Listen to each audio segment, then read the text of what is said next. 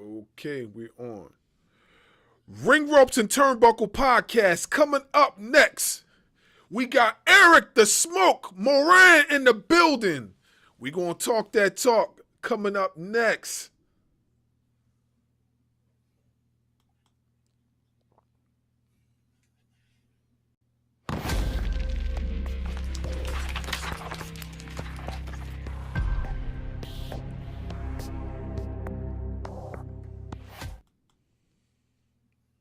Following podcast scheduled for one fall. Introducing first, they are the Internet Podcast.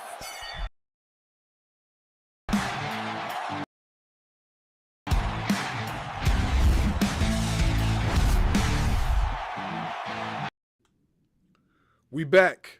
Make sure you like, share, subscribe to the channel. Hit the notification bell for more content. Ring Ropes and Turnbuckle podcast.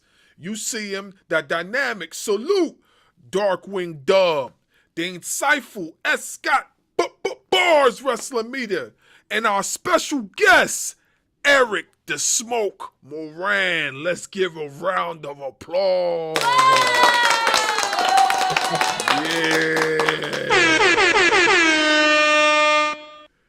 Yeah. How's it going, brothers? How's it going? How's it going? Good, man. Outstanding. I feel blessed today. And again, like as I said earlier, thank you for having me on the show. It's definitely an honor. Well, hey, listen, it's an honor to have you here. I appreciate, chopping it up with you at J1 Con. That was a awesome event. A lot of creators were at that event. I felt privileged and honored to be amongst so many creative people, creative minds. Met a lot of people too. Yeah. So I have so many questions. We have so many questions.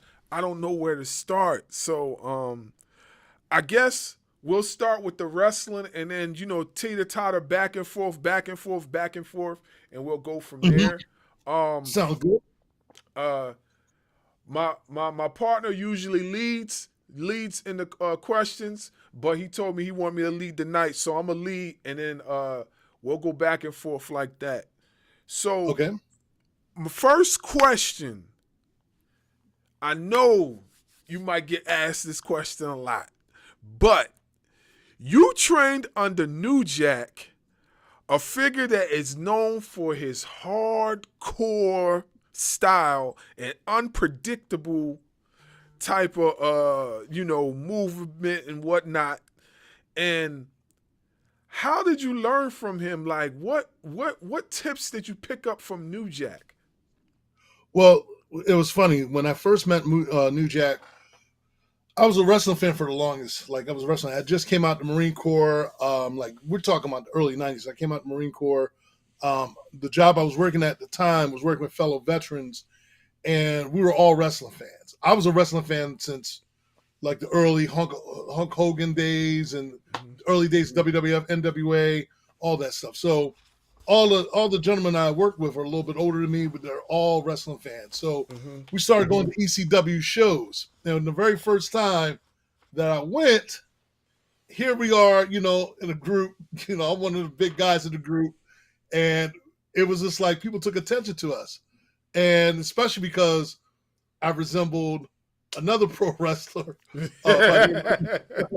Rock. So, and at that time, I didn't know too much about Dwayne. And I was like, who? They're like, yo, are you Dwayne Johnson? I'm like, who? So it was funny. And when I met Jack the first time, it was at the ECW show afterwards. I got a chance to talk to him because we loved his matches. I loved his promos and everything. His promos are the ones that got my attention. Fast forward, I'm doing security for the clubs. This is when the clubs, now you got to understand, back in the late 90s, early 2000s, clubs were like happening. They weren't like they are now. You don't have as many clubs as you used to back then. So it was a club. I was doing a music video called for Let Me Clear My Throat. I was one of the security guys, doing security for like a lot of entertainers and stuff, singers, artists and all. So I bumped into Jack at this music video thing because he was at the music video And so it was funny because me and him just started chatting it up. And I was like, yo, I said, anytime you come to Philly, you want to hang out. So I gave him my card. So anytime he would come into town, like one of the places he would just hang out, I let him stay at my spot, very low key about it and all. And he always appreciated that. I never was one of those kind of fans that was calling up people saying, yo, New Jack's at my house. New Jack's at my house. And we developed a really good rapport, good relationship. Me and my lady at the time, she was a bodybuilder, a Lady Storm, we started escorting him to the ECW shows. This is like bodyguard coming into the show and stuff. And we were wearing black fatigues and all this stuff. And we were doing it for a while with him and stuff. And it got to a point where I was talking to him about training me. And so he basically trained me in the beginning. He started showing me some of the like really the fundamentals. And then he basically put me down with this gym up in Fishtown up in Philadelphia. And I basically from training a little bit with him, and then he basically put me down with other trainers, and I learned the course of wrestling and all. But a lot of things I learned from him as far as shooting promos, being authentic. Now, a lot of people always ask me, was Jack the way he was in the ring? Yes, 100%. He is his gimmick. He is his gimmick. Make no mistake about it. From everything that he talks about, and there's some things that he'll elaborate, like he basically expands on. But I tell you this, he was the real deal. If you were cool with him, then you had nothing to worry about. But if you weren't cool with him, he lets you know. And so the thing was with Jack, as I started like learning the wrestling business and everything, and I started doing my own thing in the wrestling business, I always, in interviews and everything, I always made a point to give him his props. I was on the Jenny Jones show for Hot Celebrity Lookalikes because of my strong appearance to The Rock. And I was giving him a shout out and letting everyone know, like, hey, Jack was the one who kind of brought me into this business and stuff. But Jack always stated, hey, man, you did this yourself. You don't have to give me credit. You did it yourself and all. All I did was give you the tools. But I've always told him how much I appreciate, and he always appreciated that. And for this day, like, up until the time he passed on, I was still keeping contact with him. I would call him up and all that stuff. I said, well, I'm going to buy your action figure. I got his action figure on my wall and stuff like that. But Jack, the things I learned from him, from shooting promos and everything else, I think like one of the like best moments of my wrestling career was being able to open a ECW reunion show back in the early 2000s, and Jack giving me the opportunity to open up the show with him and taking on New Jack, having him knock me out and stuff, which was a great moment for me. It was a really great moment because I got the chance to really like show my wrestling prowess in the ring with him. And then moving forward, we were able to do that again and have a full-on 45-minute match. And that was when I worked under Dangerous Women of Wrestling. And I was the commissioner on the show. Yeah. So they had him on. And I just remember, man, we went broke. The major thing was like he told me right from the door, do you trust me? I was like, yeah, trust you when you get in the ring. Because some people were nervous because, Jack's reputation. And, like I said, if you listen to the man, if you're humble and you listen to him, you follow his instructions, you're going to be all right. He's going to take care of you in the ring. But if you didn't, and he's told this story, mass transit and all, he was coming in acting like he knew what he was doing. Oh, yeah, it's giving the shots. And Jack was like, oh, okay. Yeah. So, again, if you were cool with Jack, Jack's going to look out for you. If you weren't cool with you, well, hey, man, it's on you and stuff. So it was a really dynamic thing learning from him and all the do's and don'ts in the business and stuff. He taught me a lot when it comes to that and all. So I always try to maintain staying humble when it comes to the business part of it. And, and also to make sure, what to look out for, what not to do, what to do and everything else. So like if anything on the business end, and I always stayed humble despite how I talk and perceive in the ring, I've always stayed humble outside the ring, but I've always appreciated for the things that he did for me. And I never forgot what he did for me. Yeah, it's funny you mentioned the Dangerous Women of Wrestling because that's where I remember In fact, if I could find the DVD, I still have the DVD, and it has you on the front cover. And I was Yeah. like, and the crazy thing about it is that when I seen you at the Comic-Con, right? I was like, because the young girl, I was talking to her about wrestling and whatnot and whatever, and she was talking to me. Then she was like, "Well, I don't know much about wrestling besides what I told you, but if you want to talk about wrestling, then you need to talk to that guy over there." And she pointed at you. I was like, "Really?"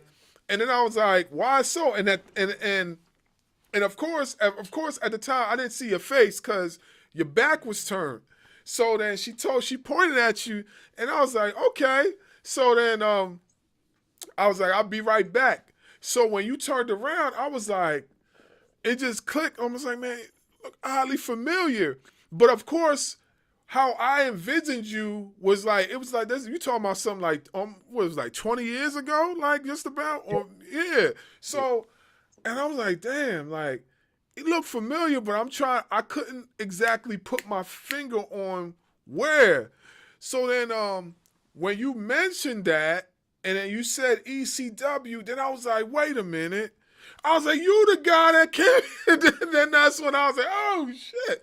Then I was like, damn. So, it really brought back. I appreciate that because it brought back a nostalgic moment. And a lot of times, we see our favorite idols, our heroes, and whatnot, and we like, damn, like I don't even know how I would even react or what I would do if I were to see somebody that I actually watched on TV years ago. And I was like, I was like, damn. I was like, oh, that is wild. You know what I mean? Because a lot of times you see folks, you get starstruck, or you just get like, wait a minute, how do I respond? And it was a cool moment because I got a chance to go home and say, like, you see this guy right here? I met the guy. Then you know how your kids are. They say, no, you didn't. No, you didn't. I was like, you don't. Oh yeah. I was like, here go the picture. Bang. It's like, oh, what? Like then I ended up getting my old DVD player, putting the DVD in, and I remember you cutting a promo just like The Rock, cutting a promo, or it was on the because I have two DVD. I had the Dangerous Women's of Wrestling one. It had you on there. It had G.I. Jane was on there. It had, of course, You're talking about G.I. Ho. G.I. Ho. Yeah, that's what I meant. Yeah, Yeah. G.I. Ho. And then it had damn, because what's crazy is that a lot of the women that were wrestling on that DVD, some of them transcended and went to TNA. Yeah, Mickey James was one because she and I, Alexis Lurie, aka Alexis Lurie at the time, she and I, we had a lot of great moments in the ring and stuff, putting her over and everything else. Like a lot of the ladies that I had the honor of working with there in the company that made it to WWE. It's great seeing them blow up and all. Even when I worked in the independent circuit, NWA Shockwave, and everything else, working with CM Punk, working with a lot of these cats that now transcended and took on to the next level. It's great to see them do all that and accomplish that and stuff. So to be able to see that, and I was a part of that era with them coming up in that era, it's to me, man, it was everything, and then also being able to work with a lot of the veteran workers or wrestlers that I grew up on, taking on, like having a match with Tony Atlas. I never forget when I worked for Dangerous Women in Wrestling, because you would have like those intergender matches, and you would have like some of the special guests coming in. And here I'm not only the commissioner, I'm the only black guy on the show, one of the only black guys on the show, and I'm the commissioner. I'm the lead, one of the leads on the show, which was not heard of, and it wasn't a big it wasn't a big thing at that time. It was just how everything flowed. And I just remember when the promoter came over to me and said, how would you feel about taking on Tony Atlas? Now, you got to understand, I came up in the era in the 80s and 70s where Tony Atlas and Rocky Johnson were like one of my heroes, the first black tag team. And I'm like, I get to take on Tony Atlas? I'm like, hell yeah.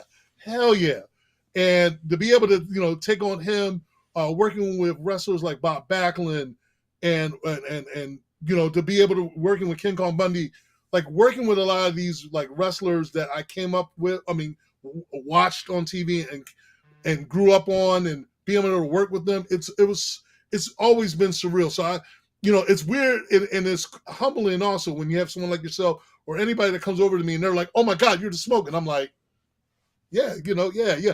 It's a very humbling thing because you don't realize how much you had, all the work you put in your career, and you're like, wow, I've done all this body of work. I mean, because I've done so much and I've covered so much, and it just feels like, to me, it was like yesterday. Everything from my wrestling, the beginning of my wrestling career and everything else to what I transcended into from that point, to me, it felt like yesterday. Hanging out with New Jack felt like yesterday. And this is like, man, time went by fast. And before you know it, I'm already, in my early 50s and all this stuff. And I'm like, how the hell that happened? So yeah, it's humbling, man. It's humbling. Did you ever think about actually trying to get back into the ring for like one more match? Did that ever dawn on you at some point in time?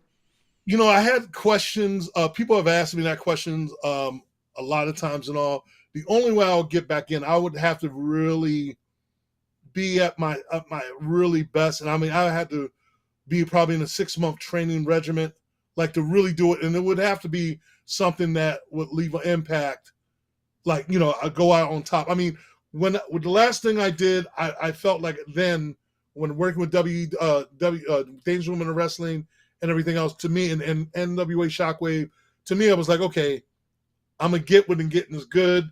I still got all my parts. And I want to do other things. I get asked that a lot.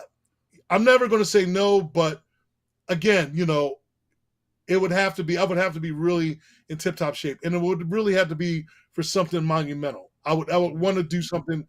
If I was to ever get back in the ring again, I would have to be strictly on a regiment to train to really get back in the ring to do something monumental that would leave an impact, to make people remember, like, yo, Smoke came back, and he came back in a big way, and really blow a lot of people away that people would not see coming. But again, it would have to be something that would change, that would make me want to say, yeah, I want to do that. And I have gotten offers before to come back in the ring, and to me at the time, it wasn't the right time.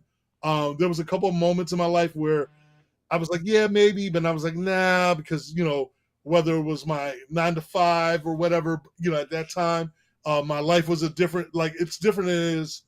life is different now than it was back then. So I'm more open to it now than I was maybe 5-6 years ago. But again, it would have to be something majorly monumental for me to come back. That's not to say I wouldn't come back do commentary. That's not to say I wouldn't come back and come in the ring and and support another upcoming wrestler or whoever. That's not to say I wouldn't, but it would have to be for me to get back in the ring to do what I do best, and that is whoop someone's ass in the ring. It would have to be something really. I mean, again, you have to understand. Before all this, everybody's being sensitive and all this stuff. I came from the era where I did not discriminate in the ring. So if you were a little kid, a woman, senior citizen, girl, guy, it didn't matter. I whooped your ass in the ring. You got in the ring with me. I whooped you in the ring. It's as simple as that. And I always let people know, hey, look, I don't discriminate in the ring. You get in the ring with me, and it's been proven, and I've shown it. Whether you're handicapped, you get in the ring with me. Yeah, it's facts. Not even to cut you off, because I watched a lot of the DVD, and I'm like, yeah, this guy got a lot of New Jack style, because I used to, I seen you, I forgot the girl that you wrestled, and I cringed because I was like, yo, this dude is not holding back nothing. I said, man, hey, I said, oh my God. And Dangerous Woman, they had a lot going on, but I'm talking about the PWO, the PWO. They had that going on. I was like, man, listen. Tell the audience what that stands for, bro. Tell the audience what it stands for. Well, yeah, I got beyond Pussy World Order. Pussy World Order. Hey, you can't make this up. Look, we even had a match against me and this other wrestler named the Sound Guy. He and I always, we were known as the Hoe Haters. We teamed up against the Fabulous Moolah and Mae Young, and we beat the hell out of them. People were like, "Oh!" Again, listen. Outside the ring, they were very sweet. I mean, they were amazing. In the ring, man, I'm telling you, and everybody was booing hell. And then, again, this is something that it goes back to learning from Jack, the showmanship in the ring, because I meet a lot of people outside the ring, and people that meet me, they're like, "Oh my God, you're so nice. You're so nice. You're such a bastard in the ring." And I'm like, hey, look, it is what it is. But again, it's all about entertainment, but it's all about the more you make it believable, the more people want to see more, Right. It's like there was a time where there was a mystique about wrestling. Now it's all out in the open. It's entertainment, and you got people like Maven that come out and they talk about the business and all. And I mean, again, it's all out there. So there was a time where you couldn't say anything. We were like, kayfabe, we can't talk about it. We don't talk. But it's now like we talk about these things and the business and everything. And that's one of the reasons why when people ask me about it, I'm like, hey, what I do in the ring is different from what I do outside the ring. When I'm in that ring, I'm in the zone. When I'm in the zone, anything can happen. So people always ask me, were you a technical? Were you a high flyer? I'm like, no, I was a brawler. I was a hardcore brawler. And that's the aspect I learned from Jack. And tables, chairs, I didn't care. I just wanted to get in the ring and be like, one of the times I would push things to the edge. I was in NWA Shockwave. We had this black wrestler that came out, and we had another group called, we were known as Black Rain. Me, Rodney Mack, Jazz. Yeah, Rodney Mack. Yep. Yeah. So we came out in one of the matches. I remember handcuffing the brother to the thing and brought out some fried chicken and just started. And people were like, the promoters were like, "Oh my God, you smoked it." Like, what? I said, "This is look." I said, "Oh, y'all like this?" I said, "Y'all like your boy? I'm gonna give you something for y'all." And again, it's what we did in the ring. It's we wanted to get a reaction out of you. I was always taught, if you can't get a reaction out the crowd, whether you're a heel, whether you're a face, and you can't get a reaction from them, then that means you're not doing your job. If you get a whole room that's quiet and not saying anything, and you can't go out to the crowd and start talking about their mama, their cousin, their dead sister, or their dead uncle, again, if you can't get a reaction out of them, that means you're not doing your job. I made it a point when I got out in that ring that I was going to get a reaction from the crowd, using psychology, whatever I had to do to get the crowd attention. I was going to do what I had to do. So, and again, it's just the idea of being able to do that. That's showing good showmanship. And to be able to do that, to have the crowd react, to hate you, to love you. When you have a crowd hating you, that means you're doing your job. You're doing what you're supposed to do. If you got everyone loving you, I love the fact that people hated me or people cheered me. I mean, when I would watch Jack in the ring and he was doing his thing, he wasn't looking for people to love him. They just end up doing that. And to watch him do that and seeing his promos and all, and I would do these promos, sometimes I wouldn't make any kind of sense, but it would get your attention. You're like, what the hell did he just say? It was the idea of getting your attention. I didn't have to make sense what I was saying. It's just as long as I got your attention. And you were just like, oh, what the hell? It just, to me, it wasn't me just looking like, or should I say, Dwayne looked like me more than I look like him, because I'm older than him, so I can say that. But the fact that I mean, I can tell you all a story. I'll tell you a story real quick. Years ago, this is not too many. Some people know about this and others don't. When I first started out in the business, and because of my resemblance to Dwayne, and Dwayne and I looking alike, I would remember going down. I remember WWF was having a show. Me and at that time, my girl, Lady Storm, who was my partner at that time, we'd go down. They were about to have a show. Monday Night Raw. I remember going down and I wanted to speak to Dwayne. So I go downstairs. You had all these workers looking you had Vince McMahon and his people looking there like, well, Dwayne, your brother, your cousin is here to see you and all. He comes out, and we started talking. I was just basically asking them a couple things and stuff like that. And as we're talking, my partner at the time, she's looking at both of us like this. Holy shit! And there is a picture out there that's floated on the internet of way back when he and I remember I was doing, this is when I was still doing security. I was still breaking into the business. I was doing security for wrestlers at this point before I started becoming a pro wrestler. And the Nation of Domination was doing a signing. Mark Henry, D'Lo Brown, Dwayne, Ron Simmons, and the Godfather. Ron Simmons couldn't be there. We were up in Jersey. I was heading up security for this event. They were doing a signing at Cherry Hill Mall. And I remember I had this blue polo shirt on. Dwayne comes in, and I'm escorting them in, mind you.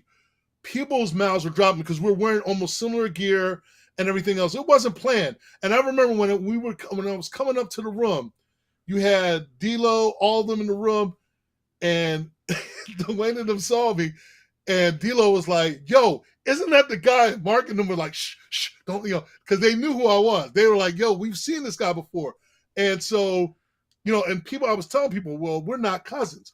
"Oh, yes, you are." People didn't want to believe. Fans didn't want. "Y'all cousins. You need to stop lying and stuff." So I got to a point where, gentleman, another pro wrestler by the name of Flex Wheeler, who I worked with in PWA and the Philadelphia Wrestling Alliance, he basically was like, "I got an idea. It's going to work." Basically, he comes on the mic and he introduced me, and this is when Dwayne was Intercontinental Champion. He's like, "Ladies and gentlemen, boys and girls, children of all ages, I present to you the WWF's Intercontinental Champion's cousin, The Smoke." And then you hear the Rock's theme playing. I come out, my $500 shirt, glasses and all, and people lost their. And now I'm like, finally, The Smoke has come back to filth it up. And people lost their minds. I swear to God, people lost their minds. And when they saw that, they just, oh my God. And it kind of opened more doors for me. I got discovered. That's how I got discovered by Dan Caldwell from Glow at that time, transferring into Dangerous Women of Wrestling. He wanted to bring me into Dangerous Women of Wrestling, known as Glow at that time. I was all for it, but I was doing a lot of independent shows. So those moments like that, I always am grateful about. But it was great moments. It was great moments to see the crowd's reaction, for me to get on the mic, and then I'm doing my own thing. But I always told people in interviews, because Dwayne did this interview when he was doing, what was that movie he did? The movie with, it's one of his first action movies he did. I'm trying to go. He did this interview, and he was talking about, he said, "Yeah, you got guys out there that looks like The Rock, talks like The Rock."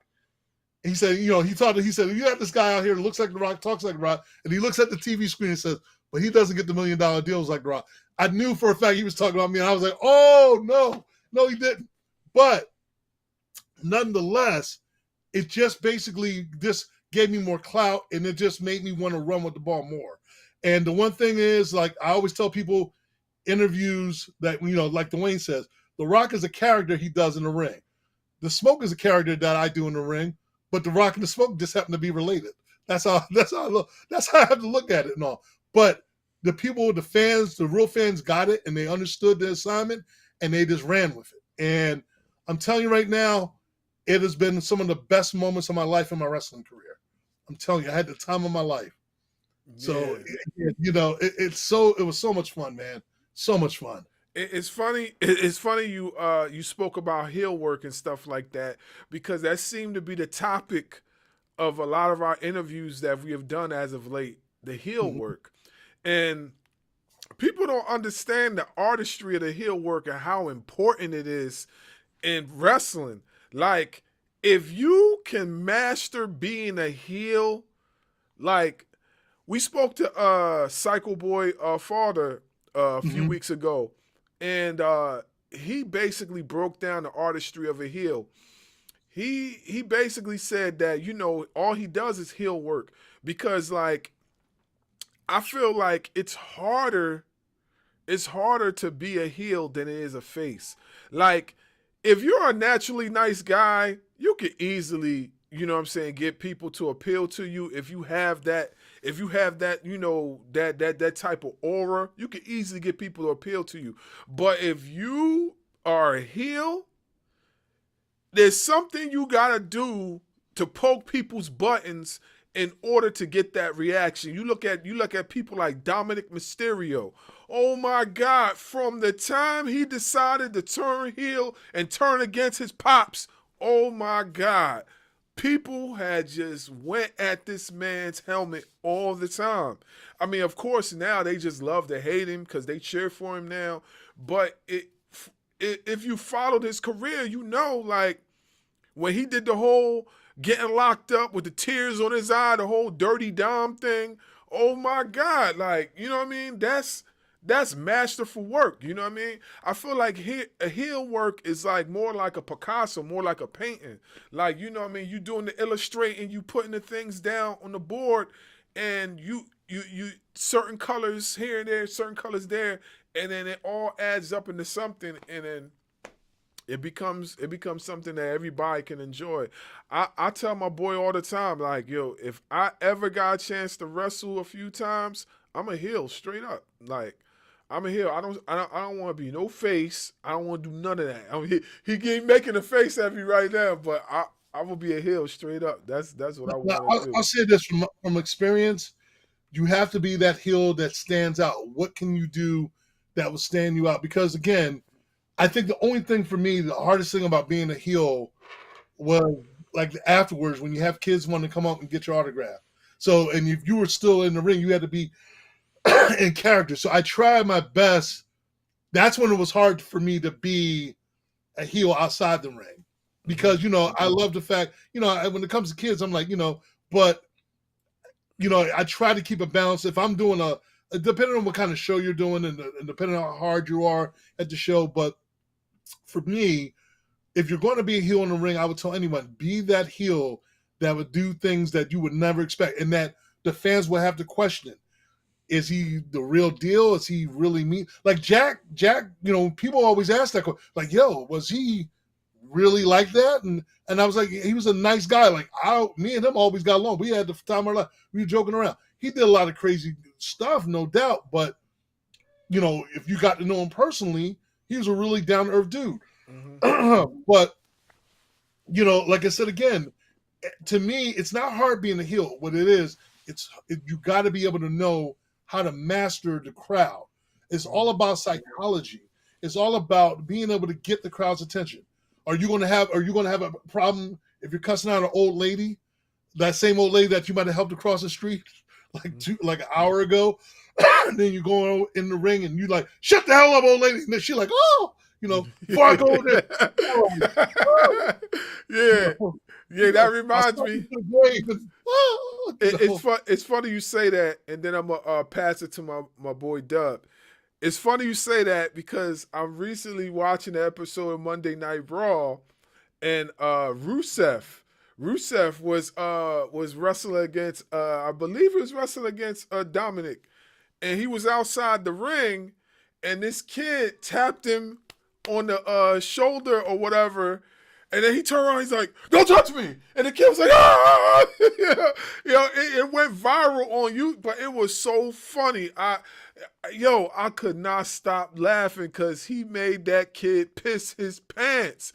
He was like, oh, that was diabolical. He's like, oh, touch me. And you know, so I get it. I understand. I think that's why back in the day when NWO, when the Monday Night Wars was out, NWO, we were all like as workers, we were all sit back, watch what they're doing on the Monday Night Raw with his DX, and then you had the Nation, then you have NWO.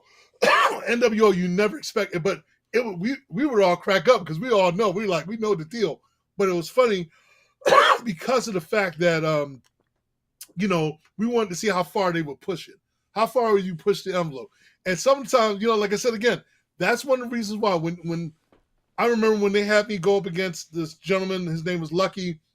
You know, I call him a worker because he was a worker to me, but he was handicapped, but he was willing to get in the ring and do anything. And man, he was like, hey, Smoke, let's just do this. And people were like hating it. I turned around, boom, slammed them in the mat. And they had to get the, EMTs out, and he's all laid up like this and stuff. And people were like, oh my God, the Smoke put him in the, they had the cops coming. I'm telling you, it was so, that's when it all is theatrics and how well you can push the envelope to get them. If you could do that and they're in on it, man, you're making magic. You're making magic.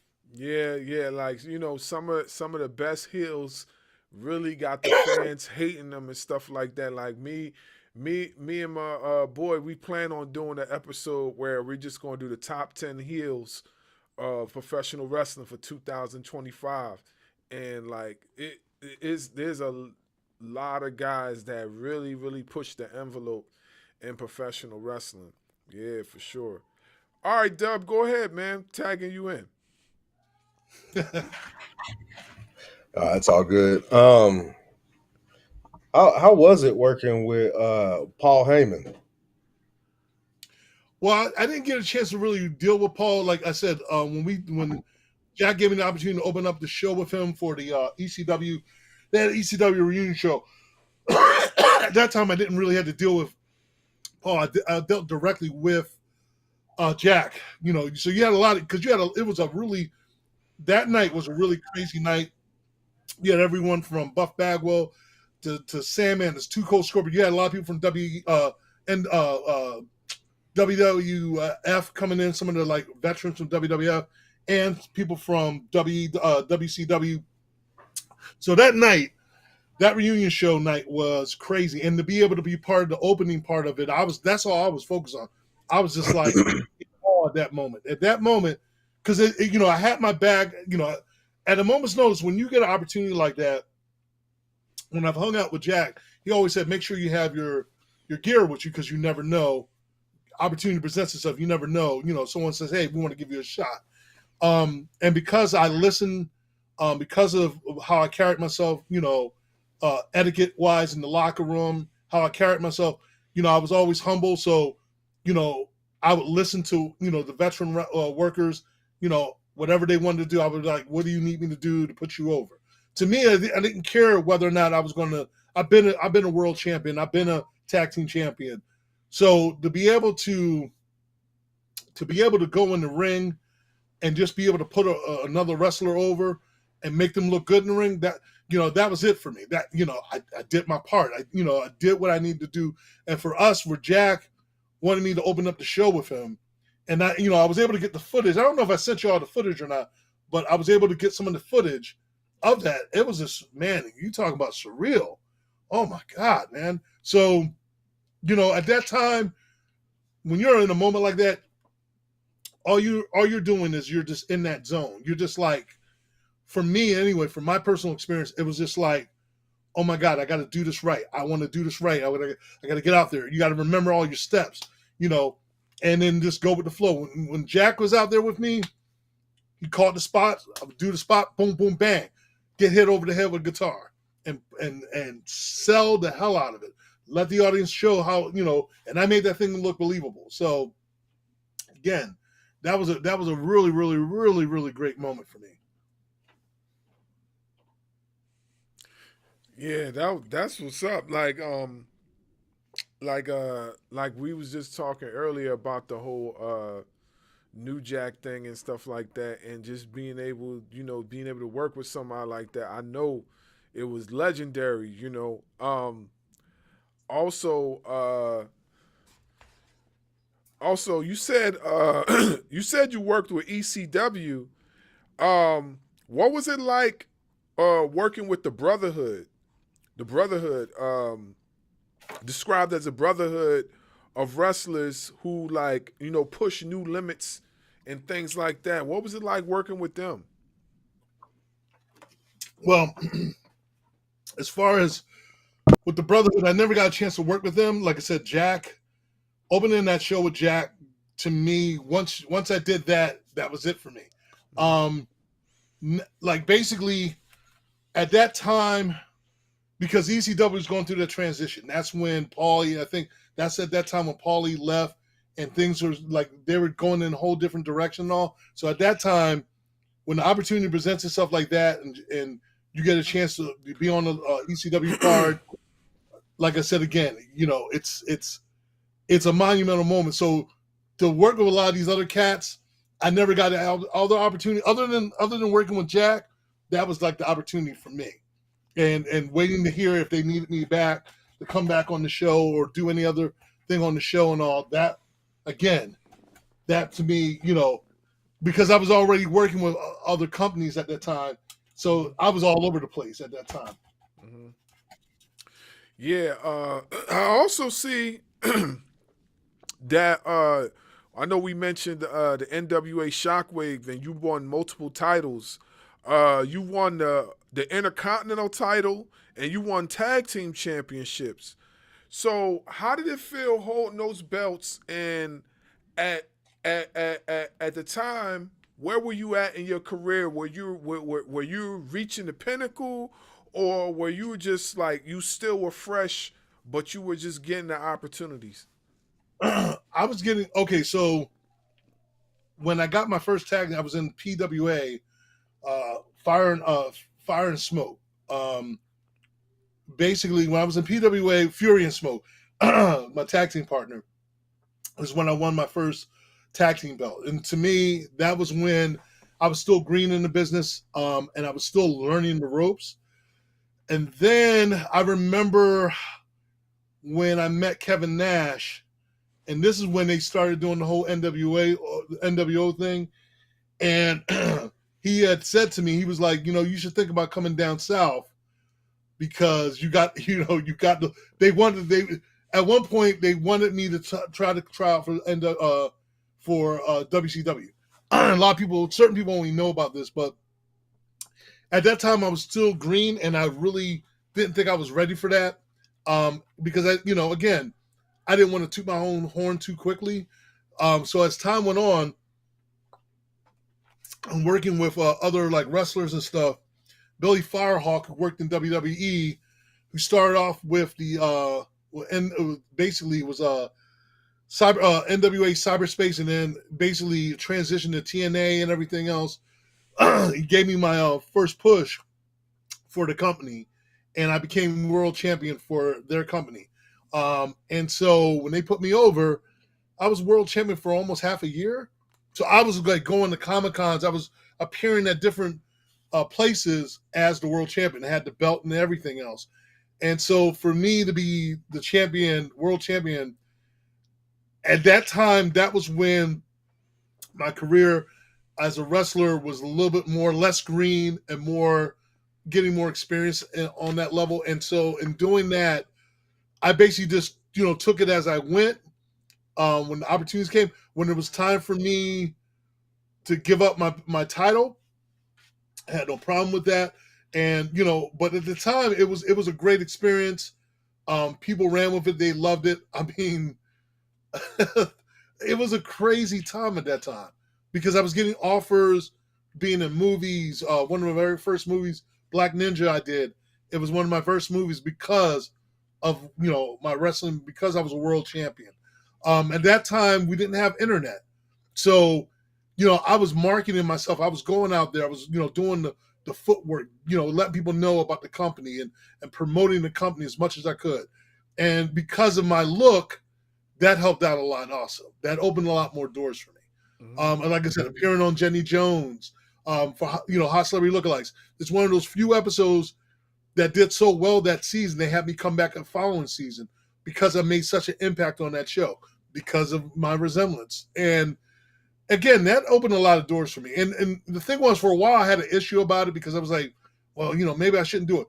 But someone had sat down with me, another wrestler, and they were like, look, if you're not going to do it, someone else is going to do it, and they're going to make the money. They're going to get the props and all. Now, I was like, you know what? That's a good point. I'm going to run with it. And then after that, I just kind of ran with it. The one thing that I did learn from Dwayne when he and I talked about it was he said, this gimmick is not going to always last. You got to always kind of you got to remember, you got to always reinvent yourself because this thing is not going to last. So that was the one thing when he and I discussed that, That's why, when you look at him, he reinvented himself. For me, I reinvented myself throughout my wrestling career and then into the world of pop culture.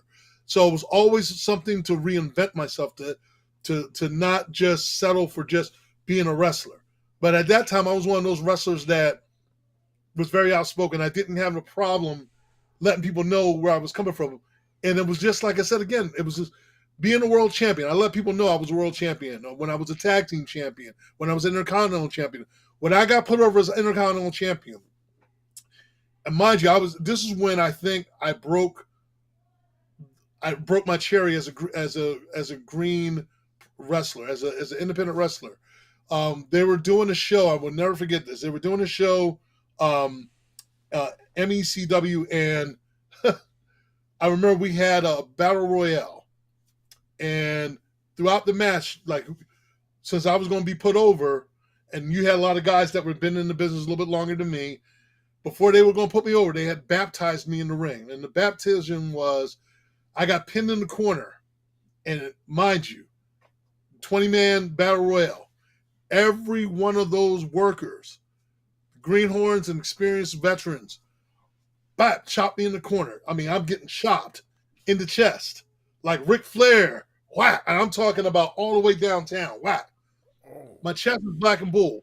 By the time it was over, and I'm throwing people out the ring and all that. By the time it was over, I became an Intercontinental champion. Never once did I complain, did I bitch or anything. I was humble about it. I was grateful. Bob Backlund was there. He was one of the veteran workers there. And I remember him coming up to me, and I remember him shaking my hand and saying, hey, that was a good job, outstanding. That's what it means. And I was told after that he normally does not come over to a lot of workers like that and speak to workers like that. But because he said that to me, that meant everything to me. For that moment, I was just like, wow. And again, this is another wrestler that I grew up on that, I looked up to as a kid. So to see him do that to me and shake my hand like that, I was just like, and to be told that, I was just like, wow, okay, all right. I started understanding more, and that helped me be more humble in the ring and being humble as far as in my career and how I approach things and how I do things. I never tried to bite up more than I could chew, but at the same time, if you're getting me in a situation, I'm going to do what I got to do to put over the show, to give the people what they want, and to get people to really want to see more of what we do on the show and stuff. From my promos to my, what I do in the ring and everything else. Again, I was a brawler, and to be able to have that moment, to work like that in the ring was everything. Working with Rodney Mack and Jazz and being a part of that whole thing. And that was a whole nother movement, which we'll probably talk about in a minute. You talk about brotherhood. Now that right there, the NWA Shockwave, that was something we were trying to do. And like I said, that's something that we could talk about. But yeah, those are moments to me, and having, like, at that time, when you had very few female black wrestlers at that time, you had Jazz, you had very few. You had oh my God, I forgot the sister's name. My mind is blanking real quick. This is telling you I'm getting old. But when you had Jazz, for example, and you had Jackie, and here you had my ex at the time, who was my partner, Lady Storm, and she was one of the few black women that was wrestling at that time, at that era. And here I get all three of them together, and we're all talking. I'm getting a picture with them, taking pictures of them together, and all. Those are like moments for me. And again, it was definitely to be world champion, to hold the belts like I did. That's always going to be part of my history. That's going to always be part of my history.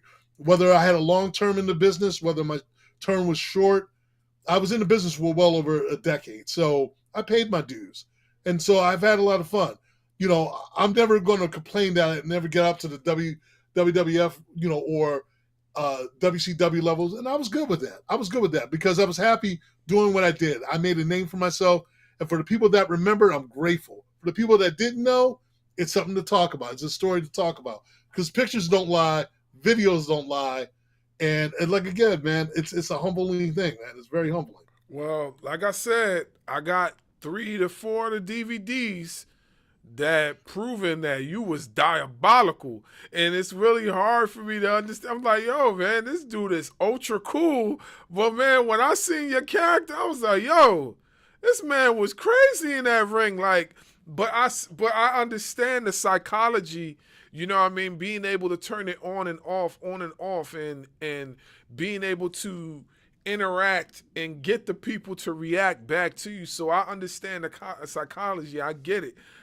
And that's why I like heels so much, because it takes a lot to go through just to get those type of reactions from folks. Yeah, go ahead, Dub. My bad. I had to get my little guy put to sleep. So you had mentioned you did some time in the Marines. Mm-hmm. I'm an Army guy myself. How was it? Well, we can't all be perfect, man. But still, you're still brother in arms. So we can't always be perfect. But you know how that is. The Army Navy thing. I mean, Army Marine thing. But we still brothers in arms. So that's what it comes down to. I wouldn't say that. I wouldn't be Marine if I didn't say that. All right. Well, I got you with one. What was your favorite color crayon to eat? Oh man, I love them all. Are you kidding me? Green, purple, red. Oh my God, black was a little nasty tasting, but still. Oh man, the pinks were all right. They were a little too sweet,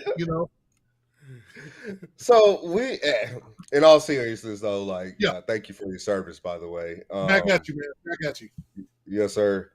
We actually had a conversation about a week or two ago with Ahmed Johnson, and he spoke to the teamwork that goes into being in the military. You have to work as a team in the Marines. You have to work as a team in the Army, because if you don't, somebody could lose their life, right?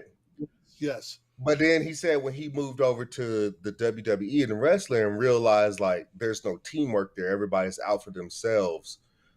Did you have that same experience leaving the Marines, going into the wrestling world and seeing that there wasn't teamwork there? Or was it different being in ECW? Well, working with working in ECW, working in NWA Shockwave, working with Dangerous Women of Wrestling, I've learned that depending on how long, you can go to a show, as an independent worker, for me, I can go to a show. If I'm with the company, like I was with NWA Shockwave, certain people that you work with, they know your ethics. They know that you're going to come in there and take care of business. The person that you're in the ring with, whether you like that person, it's just like in the military. Whether you like that person, you hate that person, or you're cool with that person, you got a job to do. So you're supposed to, when you're in that ring, you're supposed to look out for each other. That was one of the things, like I said, I mentioned before earlier, when Jack said, "Do you trust me?" Yeah, because the military side trusted him because we're getting in that ring. I know I got to look out for him. He's got to look out for me. It's, I'm not looking to be kumbaya with everyone. So I know that in that kind of spectrum, in the wrestling spectrum, you want it to be a team effort. You want it to be everyone looking out for each other. Now, women's extreme, I didn't have that much in ECW because, like I said, it was an in and out thing for me. But my experience with NWA Shockwave, TNA, with Dangerous Women of Wrestling, Glow. With Glow and Dangerous Women of Wrestling, was more or less everyone was more family oriented. Everybody kind of looked out for everyone. It was, on a personal as well as outside of the ring and stuff. So it's more like we're all looking out. It was like a family, almost like a mini family. For Dangerous Women, for NWA Shockwave, you had certain people that were cool, that looked out. I remember when, for example, Rhino and I, we were doing the show. It was me, Abyss, Rhino, Rodney, Jazz, and I was coming. We were leaving to fly back to, our respective areas, and Rhino and I were flying back on the same flight. And Rhino didn't have to do this, and I'll always be grateful to Rhino. Rhino, was able to upgrade my flight. He was able to, get me in a position where I could fly out, because I was sitting in the coach. He was like, no, we'll get my man up here because, he's with me and all this stuff, and he looked out for me. So I will say that I won't say there were cliques, but they were like, if you got along with certain wrestlers and you had a good reputation with them and you got along with them, it was like everyone looking out for each other. You hear the stories, you had certain wrestlers driving other wrestlers to the next show and stuff. It's a matter of you're basically working with a person, and it's not always going to work out for everyone. Everyone has different experience. I'm pretty sure with a lot of the older wrestlers, especially the ones of color, they probably have tons of stories to tell because I've seen it. I've talked to some of them. So the experience, depending on the era you come from, the experiences you have, my personal experience has always either been the people who I was cool with and the ones that really, that just came in and did their job and it was leaving out. The most important thing was if you got in the ring with them, you work with them because their job is to look out for them as well as they're going to look out for you. Again, that's coming from my experience because I learned to know, to be humble. I didn't kiss anyone's ass, but I made sure I was humble and, try to learn as much as I can because, again, when I'm in the big leagues, I call it like the big leagues. You had the independent circuits, like the minor leagues of wrestling, but then you had the major leagues of wrestling, which is WWF, and WCW at that time. To me, it was like I would stay as humble. I would be that make myself that small, and then when I got in the ring, make sure I would sell. I would make myself be known that, hey, my presence be known for those promoters to say, we want to bring this guy back. We want to bring her back. We want to bring him back. Or we want to bring them back because they put on a good show. They work together well. We want to make them a tag team. So I would never forget my boy Billy Firehawk, Restless Soul, he gave me a major push on because he and I, we looked out for each other like brothers. And, we kind of understood each other. So, when I worked under his company with NWA Shockwave, anything he needed, I would just do. And, we knew what to look out for. People to this day, I talk with Bill Apter. I'm pretty sure you know who Bill Apter is. Bill Apter and I can call him up tomorrow. Hey, Smoke, come on over and stuff. And we talk about, back in the day, because I worked with him. So, again, it's just one of those things that you create that family, that dynamic of brotherhood, sisterhood, or brother or family, or as I call family. So, like I said, again, there's a lot of cats that I haven't seen in a long while, but if I bumped into them today, they're still considered part of my family. Or whether it's from the independent days or the people I work with in the bigger leagues and all, they hold a special place for me. And some of them that retired to this day, I still keep in contact with them. We don't see each other as much, but we make sure we keep in contact with each other. So that's to me, the military part of it for me has just always been, again, I'm going to look out for that person in the ring with me.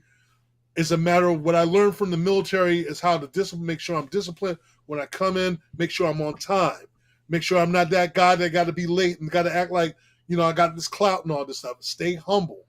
And, when you're asked to do something, as long as you're not asked out of your wheelhouse to do something that you're not used to doing, you speak up when you need to speak up. But you always be respectful of the people that are up there that are higher than you, as long as you're being respected and, they give you that respect back.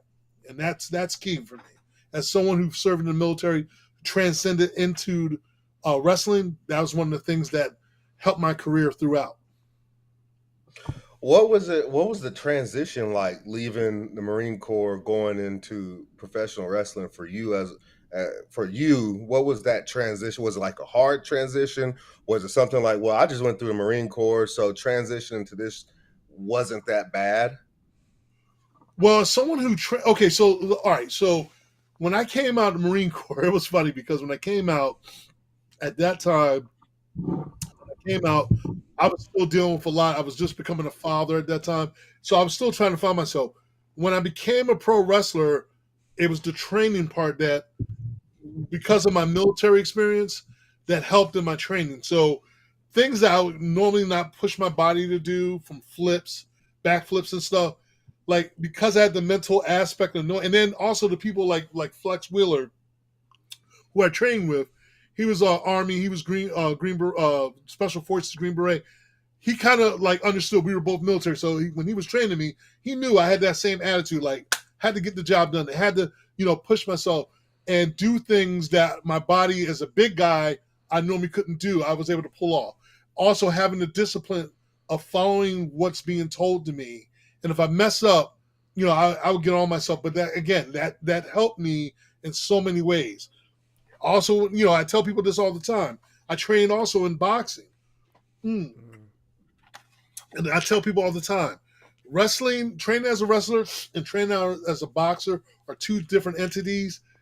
It's for boxing, it's more about stamina, where wrestling is about technique, learning how to take a fall, knowing, how to properly protect your body when you're taking the fall, how to protect the person that you're in the ring with, and how to protect them, and knowing, the moves and everything else.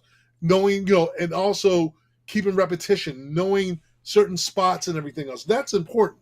If I was training any newcomer that wanted to come to the ring, the first thing I would train them is know how to take a fall from starting from the bottom up, working their way up, knowing how to hit the ropes properly. People, because when you get in that ring for that first time, you had that first match, you're on an adrenaline high. So you got to discipline yourself in making sure that you don't burn yourself out. So this is all a part. The military helped out with that. For me, and Marine Corps especially, that helped out in a massive way. So to be able to transcend that, and anything I've done, like that's why when I was asked earlier about have I thought about getting back in the ring, the Marine in me from my training, even all those years ago, if I was to get back into training, if I was to get back in the ring, I would have to train for 6 months. I would have a 6-month regimen, getting up at 3 a.m, going to the gym, 24 hours gym that I go to, doing cardio, doing upper body strength, all these things, learning the technique, reminding myself. And then also the psychological part. When you're in the Marine Corps, and especially in the Army, when we were in boot camp, it was all about psychology. It was all about the drill instructor using psychology to get you to do things. They broke us down and they built us back up. So when you're in boot camp, I would tell people all the time, I did things that normal people couldn't do. You being in the Army, you did things that normal people, everyday people couldn't do. Regular civilians, I call it, regular civilians couldn't do. When you're climbing walls and you're scaling stuff, you're flipping off stuff, and you're like, oh my God, and you're getting trained. You're getting that training to a point where you feel invincible. Like I felt it. When I came out of the Marine Corps, I'm pretty sure you felt that way about the Army when you came out of the Army boot camp. I felt invincible. So I carried that on. I carried that mentality on in Marine Corps. When I first started in the wrestling business, I was known as Sergeant Prophet. I used that. I had a Marine Corps drill instructor persona like Sergeant Slaughter. I had that whole, Marine Corps thing. And I was just like, okay, this is not working for me. But when I started, you'll see pictures of me in my, Smokey Bear, and I'm wearing black fatigues, and I got the Marine Corps thing on and all. And I was known as Sergeant Prophet. And that was all right for a while. But now I was like, all right, we got to change into something else, do something that's more in tune for me. But the military aspect always carried on with me. The discipline, the psychological discipline, the determination of wanting to get the thing done right, getting my moves right, getting the opportunity to show off what I can do in the ring. And then being able to use that psychology I learned from boot camp into working the crowd and making the crowd hate me or making the crowd love me. That's what it was all about. To me, it's everything. So yeah, Marine Corps played a really big part in helping me transition into being as a pro wrestler and the training aspect of it. Yes, big time. And what a lot of people don't really understand is like outside of pro wrestling and anything like that, the stuff that you learn as a Marine, and in my case as a soldier in the Army, you carry with you throughout the rest of your life. Like I got people that tell me at the job that I do is like, how do you catch on so quick? How do you do this? So how did it just like click for you? I said, I looked at it like I was back in basic training, learning all over again. And those drill sergeants, they're gonna drill it. And if you don't, they're gonna smoke the living piss out of you until you do get it. And especially for me coming from a family, I have 2 older brothers that were Marines also. So it's a family of us. And so for me, there was no question about it. I just had to do it. So I one of the few things that did help me when I was in the Marine Corps. You know, I have my issues mentally and all that stuff, but I will say this: boot camp, without a question, changed my life. Anything that came out of the Marine Corps besides the uniforms was the training. The training helped me become a better man and made me a better man than I am today, as far as in how I handle my career and how I handle things, and as far as not letting anything keep me down. When I was in that ring, when I was being taught, when I was being trained, that discipline went a long way with me, because I didn't want to be like everyone else. When they said you had to be at the gym at 8 o'clock, I was there at 7:30, or sometimes even 7 o'clock, because I wanted to be the first one in to get ready, have my gear ready, boom, put it on. All right, and I made sure I stood out from all the other trainees, because I'm like, to me, I'm like, oh, y'all don't have the discipline. Y'all unsat. Y'all undisciplined. All right, run around the ring.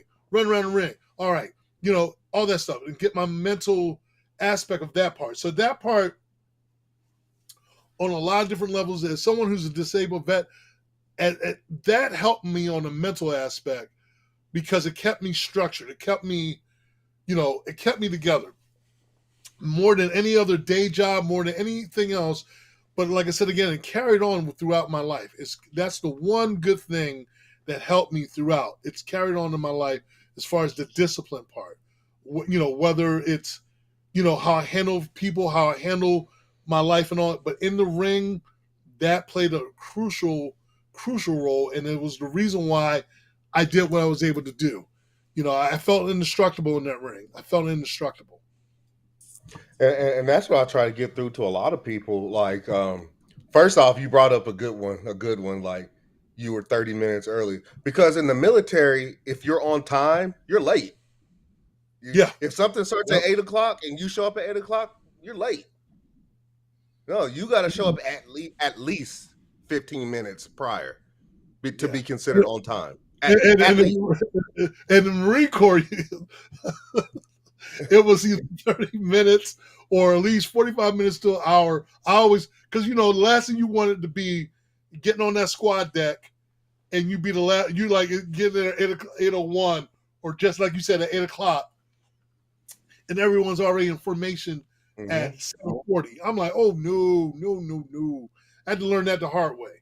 So after that, I was like, not going to be me again. Nope.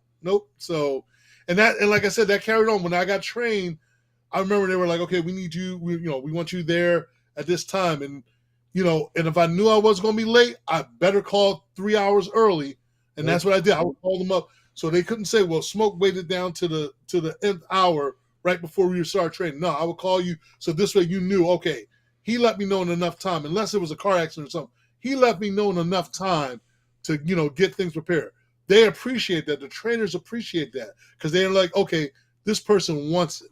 How bad do you want to become a pro wrestler? Because not everyone, because at that time, you got to understand, when WCW, when Dangerous Women, when WCW, WWF, Monday Night Wars, everybody wanted to become a wrestler. I remember that. I remember everybody wanted to be a wrestler, because they thought they could do the same thing. Paying a whole bunch of money to get trained.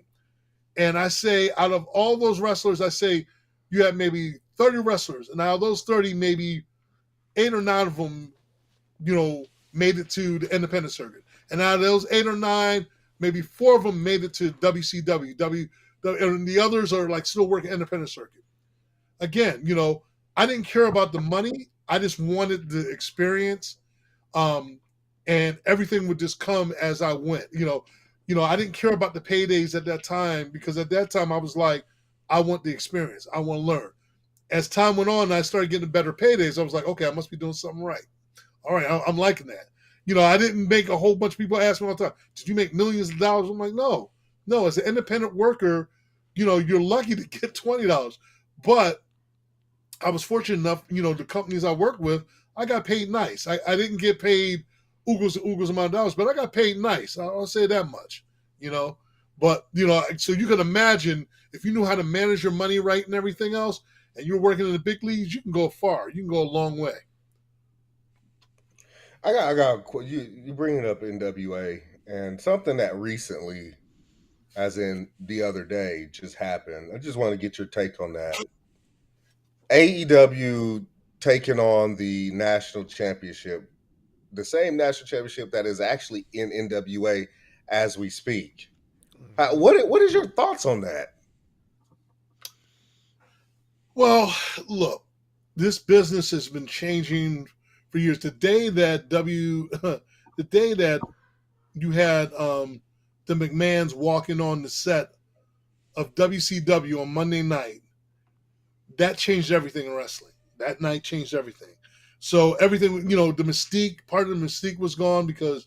So the way how I look at it now, AEW, NWA, I think that it's hard to say because this business changes a lot. People are changing companies like I change clothes, man. It's just like it's hard. After a certain point, I was just like, like to me, the wrestling business is not like it used to be. To me, I'd rather go to an independent show than to deal with some of the shows that because the independent shows were salt of the earth to me. They're like, whether you had crowds of 20 or 30 people, to me, they're the salt of the earth. That's what wrestling to me was all about. When you have big spectrums of people and all, it just doesn't hit me the same way. I think that's one of the reasons why I never pushed to be, if I really wanted to push to go to WWF or WCW, I could have pushed for it. I really could have. But I never wanted to because it just didn't have that same kind of effect on me. So when I look at companies like, again, I know some of the people in AEW, that, like I said, CM Punk, for example. I knew him back in the day when we were in NWA Shockwave. Before he had all the tattoos and everything else. I mean, it's great to see him doing what he does and all, but to me, the way how these companies are going, man, they're going back and forth. I lost track with WWF, man. I just kind of like, it just doesn't have the same kind of effect on me as it did even when I was working as a wrestler in the early 2000s, late 90s, early 2000s, where I was like, oh, man, who's going to be, and I'm like, man, maybe I might try, it just doesn't have that kind of same effect on me because to me, some of the magic is gone. To me, that magic where you were looking forward to seeing who was going to show up on whose show and stuff like that, it just doesn't have the same effect on me. So with the NWA, and NWA's been around for a long time, it's just these changes come and go. So I kind of lost track after a while, man. I just kind of like, I just sit there and just like eating popcorn and just watch, see what's going to happen next, man. Because it's like if they turn around and went under tomorrow, I'd be like, okay, what's the next big thing they're going to do now? Again, it all is a matter of perspective. So I just kind of like just been rolling with the punches. The older I've gotten now, just like, people are like, would you want to go and if they offered you tomorrow to work at WWE or to work at AEW, would you? And I'm like, nah, I wouldn't.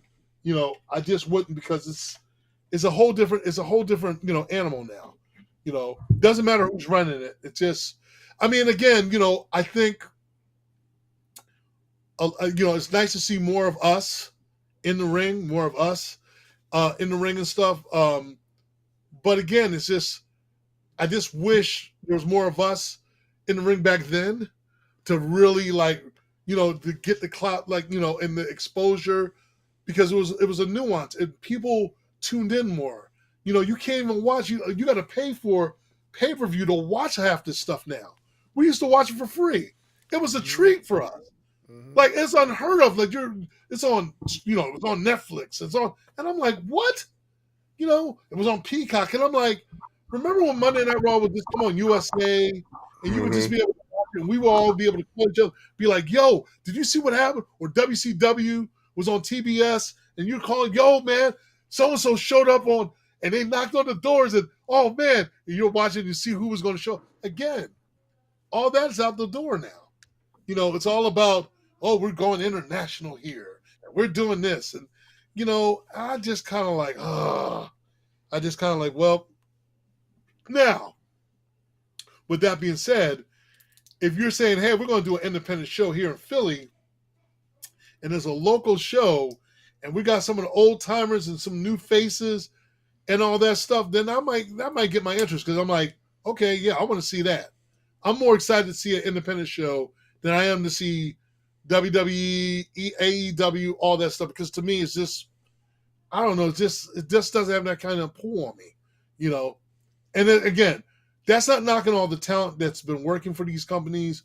I think it's cool, you know. I like seeing, like Jade. I like the fact that she finally became world champion and all. She paid her dues.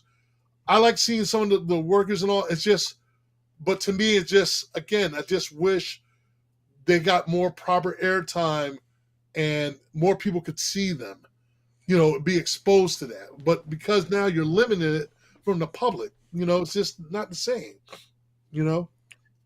You brought up you like these indie shows. Boy, have we got an indie show for you. Mm-hmm. Ashe Wrestling. Okay. It was the owner, CEO owner is Darius Lockhart. It's a wrestling promotion for us by us. Mm-hmm. And they have some amazing shows. If you want to look, it's ASE Wrestling on YouTube. A lot of their stuff is on there, and they're based out of Charlotte, North Carolina. And I guarantee you will fall in love just like we did. Mm-hmm. Okay, I definitely gotta check that out. No, I was just like, it was recently was this one wrestler I follow, and the independent wrestler, but his gimmick is funny. Santana Jackson. I know you probably heard of him. Oh, yo, yeah, that's my guy. That's my guy. I follow him, man. He is because I remember when he first came on, I was like, yo, come on. I'm like, oh, yo, that's good. That's good. And they had this other wrestler, I think, name was Purple Rain or something, and he was good too. But I like Santana Jackson. If anybody, and that's the independent, mind you, this independent circuit. Santana Jackson, love his gimmick. Just love his whole persona. Like I said, I follow him on Instagram. You know, and you know, again, love his gimmick, love his work in the ring. You know, again, that's entertainment, man. Mm-hmm. That's really, you know, that's what it's about. You know, when he's doing the Thriller and he's coming out in the werewolf, man, come on, that's fun. Yeah. We're actually working on trying to talk to him now. Like, but yeah. Nice. Yeah. So he's phenomenal wrestler. I've seen a few of his indie shows. I definitely like his talent. You ever heard of Soul Taker? Why? That sounds familiar. Why is that name familiar to me? He's not like a black version of Undertaker, is he? Yes, he is. Oh, I gotta see that. I gotta look him up. Yeah, we try to work with him right now, trying to see if we can get him on the show. But yeah, he's dope though. He's dope. He's it was funny. This I know you know about Nacho Man. Nacho Man, he has a YouTube channel. Yeah. And I just talked to him recently, and he was like, you know, talking about some of the work, and I was just like, man, I forgot about what? You know, like some of the other wrestlers that like you know the different canes and all. I'm like, you got to be kidding me. So I was just talking to him recently. I was sending him some footage, and he was like, because he had said, yeah, he said he talked about me in one of his videos, and he said, yeah, but he couldn't find a lot of his videos. That was the thing. A lot of my videos, again, we're talking about 90s, 2000s, a lot of stuff on VHS and stuff. Like they're trying to, some of the stuff, like, you know, you can find, if you go deep down the rabbit hole, you can find some of my stuff on, like, but you got to go deep down the rabbit hole. I'm trying to find a lot of my old matches and stuff, man. Cause I'm like, man, but yeah, and some of my stuff that's on VHS, the tape is degrading. I'm trying to transfer a lot of my old matches, because some of the stuff, you see who I wrestled, you're like, oh, wow. I think one of the very first people who I didn't wrestle, but I, you know, had learned from George the Animal Steel when he was working one of our shows and all. He was one of the first like seasoned wrestlers or veteran wrestlers we got a chance to work with. Find out he was a college professor and he was teaching us this magic trick on the show at our show and stuff. So again, man, it's really something when you meet a lot of these cats. I think for me in my wrestling career, meeting and working with a lot of the cats that I grew up on, and being able to say, wow, I'm in the same room with people like that. It's really something that I'm like, wait, they were on my Saturday morning cartoons. I remember, that's saying a lot, man. That's saying a lot. So, like I said, yeah, it's something, man. I love this business. I love this business for what it was, and and hopefully it'll get better as time goes on too. Yeah, I wanted to ask you. You had a pretty successful career in acting, and I remember you spoke about that. Can you tell us some of the acting roles that you have had? So I've had so basically I've been doing the acting thing for a couple years now. One of the first films I did, an independent film called The Black Ninja, and they're trying to restore it. In fact, Real Black One, they just talked about the documentary of making a Black Ninja or searching for the ninja or something like that. I recently did some background work for Abbott Elementary. I was on the Apple TV show Dope Thief, did some background work for that. Me personally, as an actor, I'm one of those actors that like to be the guy in the backdrop, like learning that from Samuel L. Jackson, like being that guy in the backdrop where every time you see a film or TV show, you're like, yo, I seen that guy. Yo, that's so. And again, because I'm not big on wanting big parts in online. I did a superhero movie, independent film called The Surge of Power Where There's Smoke. One of my personas, Under the Smoke, I was a superhero. Basically, they created this Robert Garrett, comic book artist and all, creator, created the superhero based on me, and basically got the costume made that was based on his design and everything else. And they basically wanted to put it in a superhero movie, and I was one of the leads for it. So I had a lot of fun. We filmed it maybe 2 years ago, like during right at the latter part of COVID. So I got a chance to work with a lot of actors from people I grew up on and everything else, and that was a great experience. So I'm doing more background work and everything else. There's other shows I've done. TV host on Heroes of Cosplay for Sci-Fi Channel. That was a lot of fun. And being able to just being able to get the experience. But yeah, my latest experience working on Abbott Elementary, that was a lot of fun. We filmed for a couple of days here in Philadelphia and everything else. Even though the producers were like, we're going to get you on camera. Sometimes as an actor or actress, sometimes they get you on there. Sometimes you'll make the cutting room floor. I mean, sometimes you'll make the cut. Sometimes you'll be on the cutting room floor. So I was in 21 Bridges. Did some background work, some stuff with Keith David. It was Chadwick Boseman's last film they filmed here. I was one of the police detectives on that. So anytime I can get some work to do background work or anything. There was a show called Heavy Sedation that was on PBS. I was one of the cast members, like the Black Twilight Zone. Shannon Newby was the creator of the show, and I was one of the cast members. We lasted, I think, for 3 seasons. So that was a lot of fun. It was, like I said, on PBS. So, yeah, it's, again, I try to get as much work, any work at the time. I think one of my really cool experiences when I was world champion for NWA Shockwave, Samuel L. Jackson had just finished filming Unbreakable here. And I was at this event. I had my entourage with a couple different wrestlers, my brother being, also hanging out with me, and one of my cousins and all. We're all hanging out. I see Samuel L. Jackson, off with his crew. And I remember going up to Samuel L. Jackson and just telling him, hey, man, I love your work. I said, I was looking to become an actor. And I was like, Mr. Jackson, I said, I'm a pro wrestler. And he was like, whoa. You're a pro wrestler? Fuck that. I want to know what that's about. And he wanted to know about, what it was like being a pro wrestler.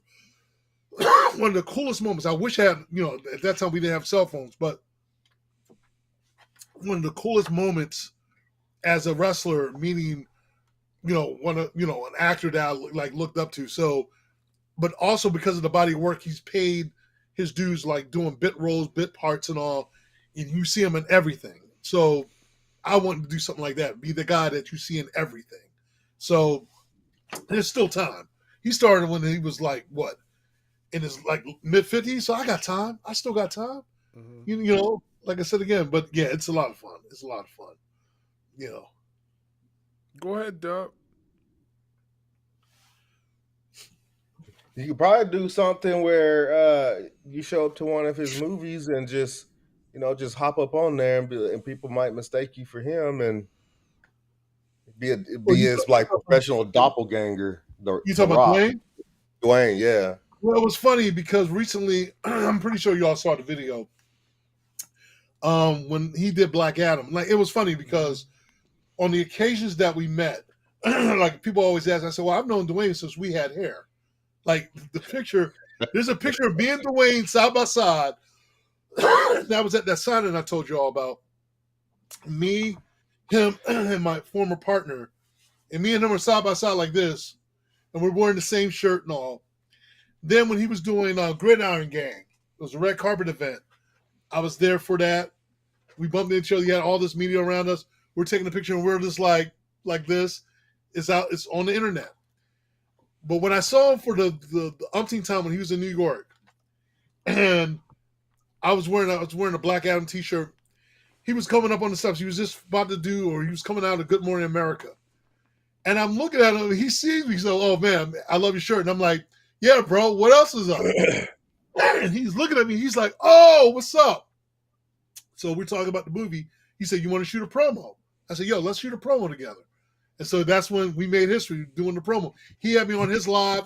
I was on my live. And recorded that bad boy. And yeah, like I said, we made history on that. And next thing I know, because I had my Black Adam suit at the time, I was a big, huge Black Adam fan.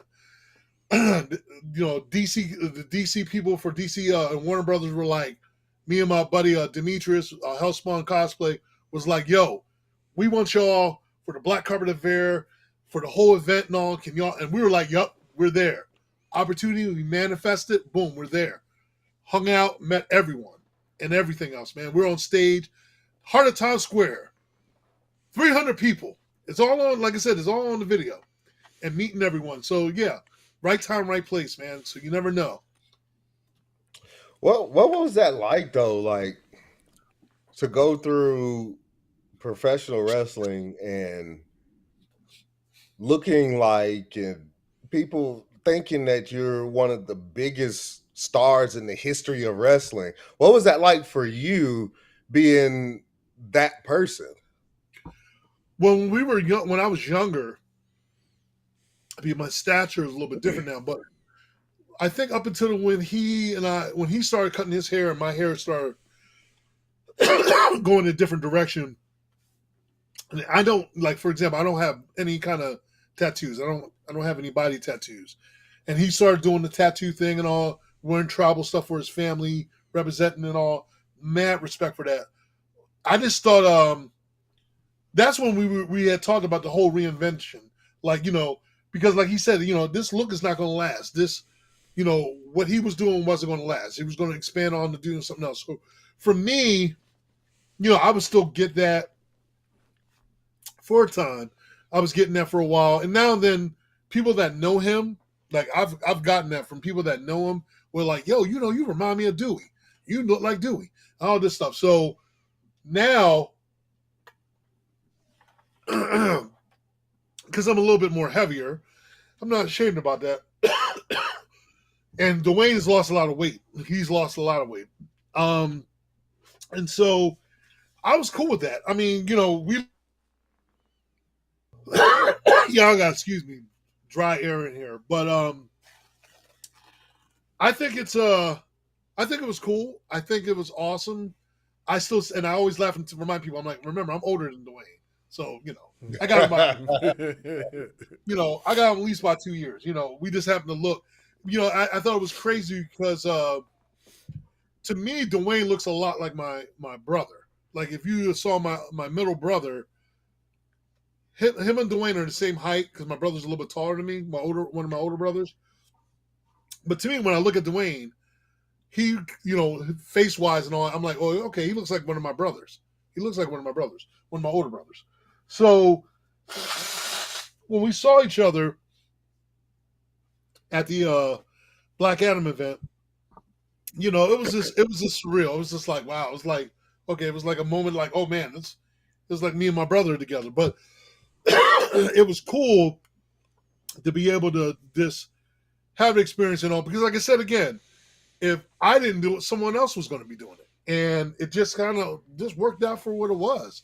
I didn't shun away from it. For a while. I was shunning away from it because I'm like, well, maybe I'm doing it wrong. And my boy's like, no. I'm like, I remember on Jetty Jones, I was telling people, I said, well, for kids that can't afford to meet The Rock, and I said, you see The Rock on the nosebleed seat paying $30, and yet you can meet me at a show for $5, and I get to shake your hand and take pictures with you. What are you going to do? Which one are you going to go with? And I had the whole audience clapping in my corner. They're like, yeah, that makes sense. Yeah. So, but now because you got technology and everything, now people can say, well, he's the Temu or the Wish version of The Rock. Whatever. If I was to do it now and The Rock and I was coming out at the same time, I'd be like Rocky Temu or something like that, Temu Rocky or something like that. I would play it up. I would use that to my advantage. So again, when I see these other guys that do Rock impersonations and all, I crack up. I'm like, that's cute. I'm the originator, but that's cute. I am the Rock. Like, no, dude, no, you're doing it wrong. No. But I like I said, I find it cute. I'm like, oh, that's so cute. You're so precious. Oh, that's so precious. You're trying to be like, oh, precious. You still got it in you to do an impersonation? Yeah. Oh, no doubt. Like I said again, with him now being, what is he now? The final boss? Yeah. But it's funny, they just, again, I have to get tip-top. I'll be like, I'm the only boss. I'll be known as the only boss. I recently did Kingpin, and people went nuts over it. I'm like, I had the whole persona down, like, Vanessa, what are you doing today? And all this stuff. People are like, holy shit.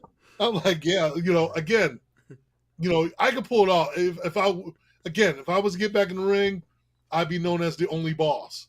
Not the final boss, the only boss. So I use that to my advantage. But again, like I said, I just find it cute when I do see these guys. It's like, oh, wow, okay. You boy, you just don't know. I'm like, oh, the pictures don't lie. When people see pictures of me, even the art piece and all, when people see pictures of me and everything else, I'm a comic book character for DC Comics. When I became my own superhero for DC and all that, you go on Google search and you type me up, all this stuff comes up. Mm-hmm. Did I do my part? Did I make it? Yeah, I kind of made it, but not to be cocky, but it's just like I paid my dues. But it's humbling. And again, it goes back to the fans. It goes back to the people that supported me, the people that believed in me, and it didn't matter if I was an imitation Rock or whatever. I was the Smoke.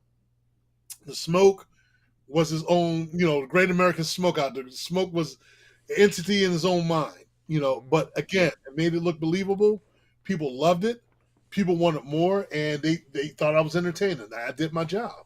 And to this day, I will always be proud about that, though. Always. Yeah, I was telling you earlier, like I still got the DVDs. Like I have a box set of DVDs in my garage, and at least 4 of them, I believe two of them have you on it. And when I told my wife, I said, I'm interviewing the Smoke.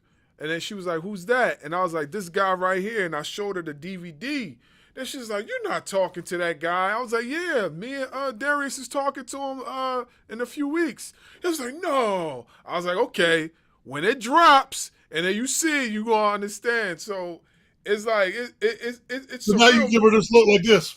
Yeah, I could give her the eyebrow, right? I could give Like, now look here, honey. You talked all this stuff. Go make me some pie. Yeah, so And she probably give you a look like this. What you say? yeah, right. Yeah. So it's a real surreal moment because you never would think that you'll run into a lot of people that you watched. You know what I mean? And then you'll end up, actually, sitting in front of them and having a conversation with them. But yeah, I have at least two of them have you on it because I have a lot of DVDs. I got some Pro Wrestling Gorilla DVDs. I got So you mean to tell me you have some of the Smoke's past videos, his past history? Yes, sir. Yes, sir. Yes, sir. Just remember to pay respect to the final boss. Or should I known as the boss? The only boss. The only boss, yeah. Right.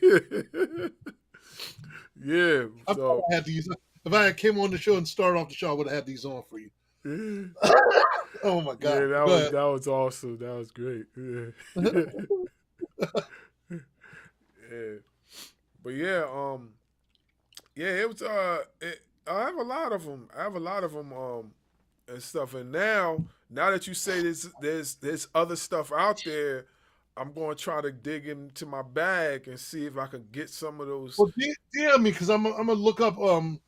There was a channel that had some of my stuff on there. I got to look on YouTube, but I think I still have it. No, I can find it for you because it has like me and Rodney Mack, Jazz, and all that stuff. Doing some stuff with them and everything. So I gotta look that up for you. Yeah. Because I definitely will watch it.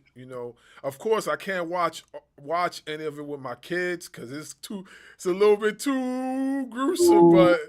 But yeah, I could definitely watch. Yeah. Yeah, I can't watch it with them, especially with the PWO. I can't. Yeah. I took on Ice Cold Bully Austin. Oh my God, man, that was a crazy match. That was because I didn't even see that coming. I'm like, holy mess. I'm like, well, all right, well, it is what it is. Yeah. So we had earlier in the show, we was talking about heel work and stuff like that.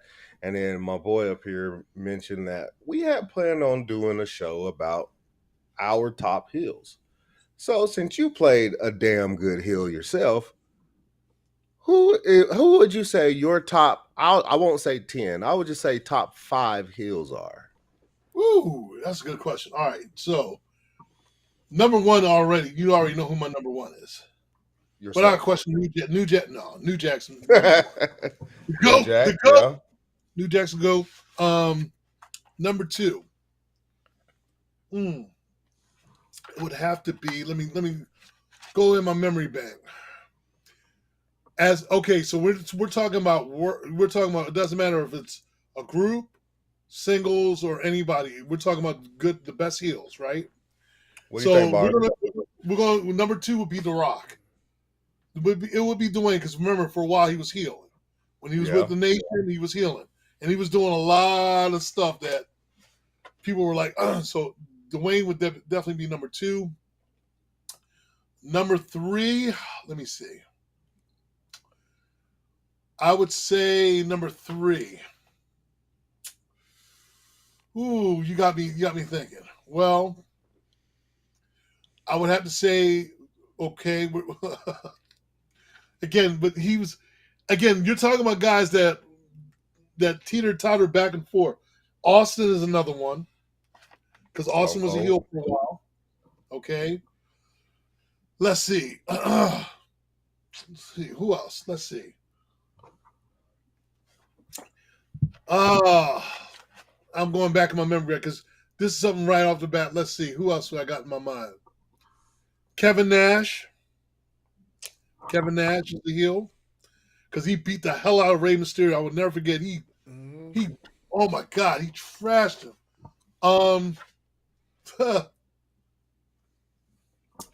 And I gotta say, because again, it's hard to say. I would say Mankind because Mankind again, he was on that teeter totter for a while when he was someone and he was choking people out. Yeah. See, y'all gotta remember, he started out as a heel when he was doing a different persona. So I would say Mankind. I'm gonna see who else I could pick out of this. When Sting was at the time NWO, sometimes you didn't know if he was, and he was beating the hell out of people with baseball. When he was in this Crow persona, he was coming out. People didn't know what the he was out in the rafters. You didn't know if he would turn on you, and the next minute he's turning on you. Mm-hmm. What else? Who else had the most? Oh, okay. The ultimate heel, even though he ended up being like, ultimate heel, Macho Man Randy Savage, to me. Macho Man, especially with Elizabeth during the Elizabeth days.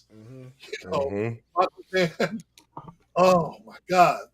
And see, these are characters, these are workers that were heels that turned face, but then sometimes went back to healing. So who else would I say? What is your perception of Randy Orton? Oh well, Randy. Okay, so Randy, to me, he's one of those cats that he learned. I say he was one of those cats that's come up a lot. He's learned a lot. When he first started out, he came off like an asshole, but his persona. He's a perfectionist in the ring. You could tell he comes from that era where you had to be a perfectionist in the ring. You had to know your stuff. If you didn't know it, he was going to let you know. But I think he crafted the art of being that guy that you were kind of questioning, like, do I approach him? Do I say what's up to him and say I'm a fan, or is he going to come at me like motherfucker? What the fuck? So to me, he's crafted the art of healing. I think his workmanship in the ring is amazing. I think he's a really good worker. But like I said again, again, he's one of those cats that you got to question: do I want to approach him? Do I not want to approach him? To me, he's still not on my top heels, but he's definitely a good heel. He's definitely, when he's healing, he does a good job healing. Just real quick, I want to tell a quick story about that. You brought up not wanting to, thinking about, should I approach him? Should I not approach him out in public? So where I live at, this is probably about 2020. So about 20 years ago, okay. Him, Triple H, Shawn Michaels, they were walking through our local mall because Raw was in town for a show, and Triple H, it wasn't Triple H. I didn't approach him. It wasn't Triple H. It was Randy Orton, because I seen some of the stuff that he's done on TV. I'm like, what if I approach him and he just gives me an RKO out of nowhere, or or punts me in the head, he kicks me in the stomach and punts me in the head, or it's just it wasn't Triple H, it wasn't Shawn, it was Randy Orton. I was like, you know what? I'm gonna just leave them alone. But I'm pretty sure, I'm like, when I met Triple H was real cool. Like I said, Kevin was really cool cat. Kevin was a really cool cat. Talking with him, we bumped each other on a couple different occasions. When, like I said, when the first time I met him, he was like, you need to think about coming down south. Triple H was really cool. Nash was real cool. But again, I wasn't one of those kind of people that, but I, it came about hey, much respect and all. So yeah, Austin was another one I was kind of hesitant about. because I'm like, at that time, that's when he was in his. That's when he was in that world. So when I met him real briefly. I'm like, okay, yeah, he's one of those cats. But then again, I remember in ECW days. Remember when he had the long blonde hair. So I was like, okay, but he did his thing and all that stuff. So most of the people I met in the business, were pretty nice guys and all. Because I'm like, hey, we because I was a worker, we understood. But like I said again, yeah, I would also say Bob Backlund, because people forgot Bob Backlund went heel for a while. Mhm. So when he was going heel, but again, meeting him outside the ring, he was a real cool cat.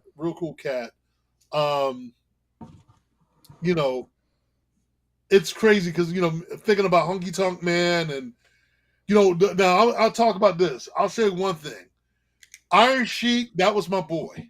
Because every time Sheik would see me, he would be like, Rocky, Rocky, Rocky. I'm like, Sheik, I'm the smoke. He's like, I don't care. You are Rocky today, Jabroni. You're Rocky. Okay. I'm like, every time you see me, Rocky, how are you doing? I'm like, Sheik, remember, I'm smoke, man. Remember, I'm smoke. I don't care. You are Rocky, Jabroni. You are the Rocky. I'm like, all right, fine. So yeah, he was funny as hell, man. He was funny as hell. Yeah, Iron Sheik was hilarious when he was on the Howard Stern show. Oh my god. Oh man, and they mentioned Hulk Hogan. Oh my goodness, man. They did something on Howard where they had this phony recording. They were like playing around. They had like Hulk Hogan was talking to him, and he was like, I can't stand you. Kiss my ass, Hogan. You can kiss. And he was going off, man. Oh my god. Yeah. He was going off. Yeah, he was snapping. Somebody actually posted that on Instagram, and I seen it and I shared it, and I could not stop laughing. I watched it like 3 or 4 times. It was hilarious. Yeah, she was funny. Yeah. So being able to meet a lot of these cats, Captain Lou Albano, King Kong Bundy, Ivan Koloff, you got a chance to work him. Tony Atlas, never got the opportunity to meet Rocky Johnson. I was very close to meeting Rocky Johnson. I wanted to meet him.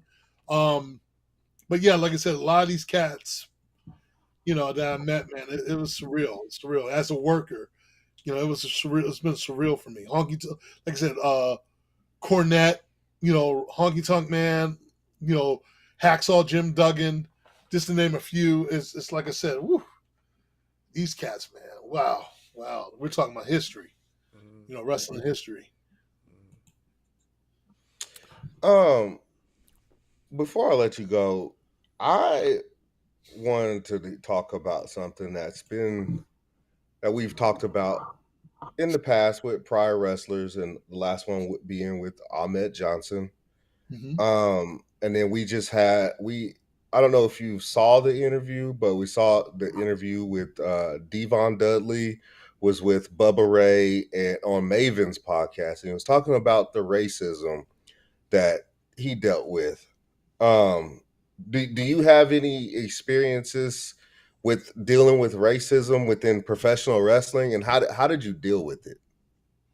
Well, to be honest with you, I didn't really at the time when I was doing, for example, I was doing Dangerous Women of Wrestling, WCW Dangerous Women of Wrestling. When I was on that show, I really didn't experience it. And again, I'm the only black guy on the show.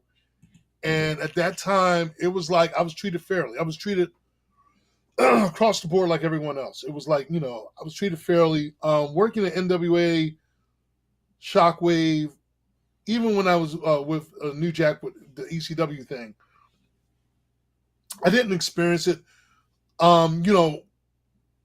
When I look back on my career, it was a matter, and I guess it was just at the time, it was just like, it was a measure of how you carried yourself and, how you presented yourself and everything else.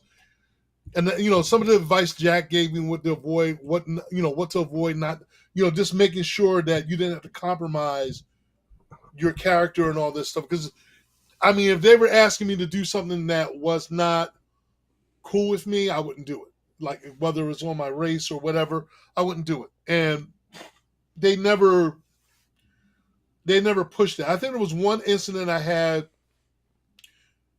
even though it was in the ring, it was dealing with someone outside the ring that didn't know how the business worked. And I don't know if he wanted to make a name for himself, a security guy, and I had to, like a young guy.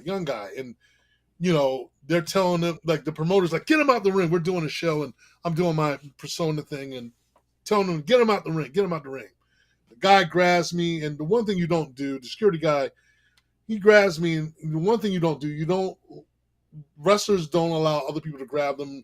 They tell them. And the way he was grabbing me in a hold where I was like, yo, it was questionable. Gave him a warning. I said, do not, don't make that mistake. Don't grab me like that. Be mindful of how you grab me. Wrestlers don't like that shit.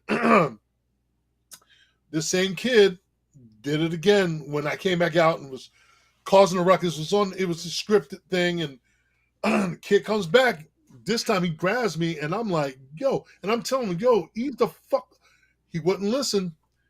I almost picked his ass. Like, we went in the back, picked him up by the neck, and was about to slam him through the freaking kitchen, because there was a kitchen in there. And it took, like my partner and a couple of people were like, yo, all I saw was red. And all I wanted to do was fuck this dude up. And it took the main promoter to look at me in my face and was like, and I don't know, he caught me on a bad day, Marine, whatever, flash moment, whatever. And I kept telling him, and he had to look at me in my face and was like, yo, calm the down. And I'm like, what the fuck just happened? And the guy had marks on his neck. And, again, I was like, yo, you don't put your hands on, so that's the most I've experienced. I didn't really experience it because, again, I wasn't, a lot of us weren't taking that stuff. We've had moments outside of the ring, outside of the business, where we had to deal with some good old boys and all that stuff. And, we all backed each other up. There was, we were coming back from training and all that, but we didn't, in the business itself, like, again, I didn't experience it. And if it was, they didn't bring it to my doorstep because they knew I wasn't that guy to play that mess. So, again, I was fortunate enough, to not experience that.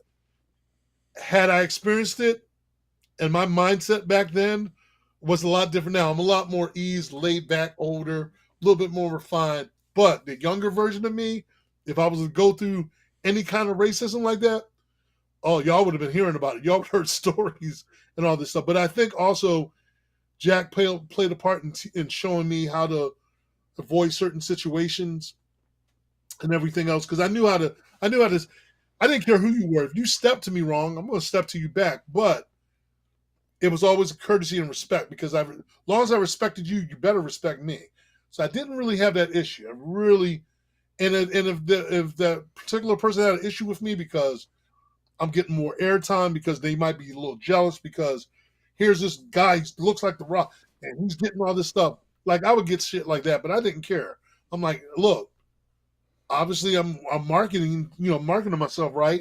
If you got an issue with it, take it up with the promoter. That ain't my problem. I'm here to do a job. I'm here having fun.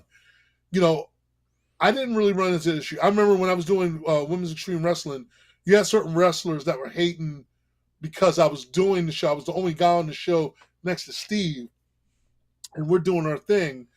But every male wrestler wanted to be on our show. Mind you, this is before you had a lot of female wrestlers in WWE. We were technically the ones. We were the ECW for women's wrestling. We were like the ECW equivalent for women's wrestling.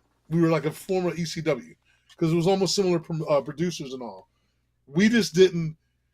Every wrestler that I knew, I heard about, wanted to be on our show, but yet they were like hating on me, and I'm like, why are you hating on me? Why? Because the promoters thought about it before the companies did, and y'all wanted to, so don't get mad, But it just never. The wrestlers that came onto the show just didn't work out the way they wanted to, and like I said, I got along for the most part. If there was a color thing, I just didn't know about it because no one brought it to my attention. And I just didn't care. you know.